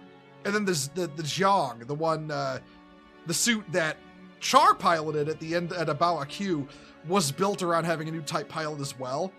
And the Federation got a hold of the technology when they captured Abawa Q and the other Jiang prototypes that weren't quite ready to fight at the time. But they started developing mobile suit capable, like basically new type, like mobile suits that worked around new types and their abilities, like which by the way had their designations in their model numbers. I'm very tipsy. Yeah. But when it comes to Zeon, I'm not sure how Federation named their mobile suits, but like when it comes to Zeon, mobile suits starting with MSN were new. Much of the later half of the war was Zeon being desperate to try and make their own Amuros. Yep. Zeon toward the end of the 1 Year War also developed the I've got it up. I had it up somewhere around here. The Gelgoog. Fuck. Goog. No. Oh, yeah. Like, let me. Fuck it. I'll find the Gelgoog again. Here it is. Yeah. This thing, the Gelgoog. This thing was basically this suit. Oh, hold on. I don't have the media share up. Right. Let me fix that. This thing, the Gelgoog. This suit was basically on par with the Gundam, but it entered the war too late to matter, essentially. It had beam weaponry. Yeah, Saikamu. Yeah, that. Thank you, Mecha-san. the Psycommu was the system developed to, you know, work off of new type powers in mobile suits. And if I recall, at the original time of the Psycommu, the original system was very large, which kind of led why the Psycho Gundam was so fucking large, because the original Psycommu system was also just very large. Yep. Yeah. I'm drunk. Yeah, that's true. Yeah, the Gelgoog was like actually a little better than the Gundam, but you know, Amuro had the crazy level of experience in it, and the only Zeon there were Zeon pilots who piloted Gelgoogs effectively, but most Zeon pilots at that point were trainees with no experience because they were so desperate for pilots. So the Gelgoog never really got to shine the way it could have as a mobile suit before the war ended. There were some aces for the Gelgoog though. Yeah. It was there was Shin Matsunaga, and then there's Johnny Ridden, of course. Sorry. Yeah, if we talked about like just the progression of technology in Gundam alone, we could be here for hours. It's ridiculous. Shin, by the way, fought back to back with Dolza. Hell yeah. And then but yeah, from like the Psycommu technology, they developed like okay, so here's the thing. The so Zeta Gundam and Double Zeta Gundam, which is the sequel series, it's all about the Grips conflict, which leads to the rise of what's called Neo Zeon. Because basically, the Zeon remnants went to an asteroid base called Axis out in the asteroid belt, built their strength back up, and then returned. Allied briefly with the Titans, and then double-crossed them. And this leads to the rise of Neo Zeon. And they begin capturing... Lead by Heyman Khan. Yep, the second Space Cougar. And as you know, Neo Zeon is eventually defeated in the events of Double Zeta Gundam. If it feels like I'm rushing a little bit, we are literally 15 minutes away from the end of stream. And we can do like another part to it, because we also have to go through like the sleeves and everything. Actually, you know what, guys? Question: would you want to do this again another time and focus mainly on like the Grips conflict, Neo Zeon, and Axis Zeon? Because like I would love to. Yeah, I mean, I would love to as well. I mean, we also kind of rush through like the side stories of 1 Year War as well. Oh yeah, yeah. But like, we could definitely just do multi-parts and just like really go at it, especially since there's so much to use. Oh yeah, like the universe, like the 1 Year War itself has. Where's that guy? Here it is. Here's that guy. Okay, like to give you an idea, Gundam: The Origin is a prequel to the original series. But still, watch the original series first before you go into the Origin. There are six mini-series. Like OVAs. True, but I am wiped. LOL. I've been at streaming for nearly 7 straight hours between this and the VA compassion. Oh my god, Riona. But yeah, there's like 6 OVAs and miniseries that take place in the middle of the 1 Year War. It's like, it's actually like, how many is that? 1, 2, 3, 4, 5. Yeah, there's like 5. There's 5 OVA miniseries that are mid-war, one prequel. There's a lot of content mid-war. It's ridiculous. And then there's all the stuff after, like, because basically in the way it works, the original Mobile Suit Gundam, High Sinner, Zeta Gundam, Gundam Double Zeta, and then the movie Char's Counterattack are like the core narrative. And then there's all like the prequels, the middle 1 Year War, OVAs and miniseries, series set after Char's Counterattack. It's a huge setting. Universal Century by itself is like has a fuck ton of content to watch. And that's before you get into the alternate universe stuff, which are their own standalone settings.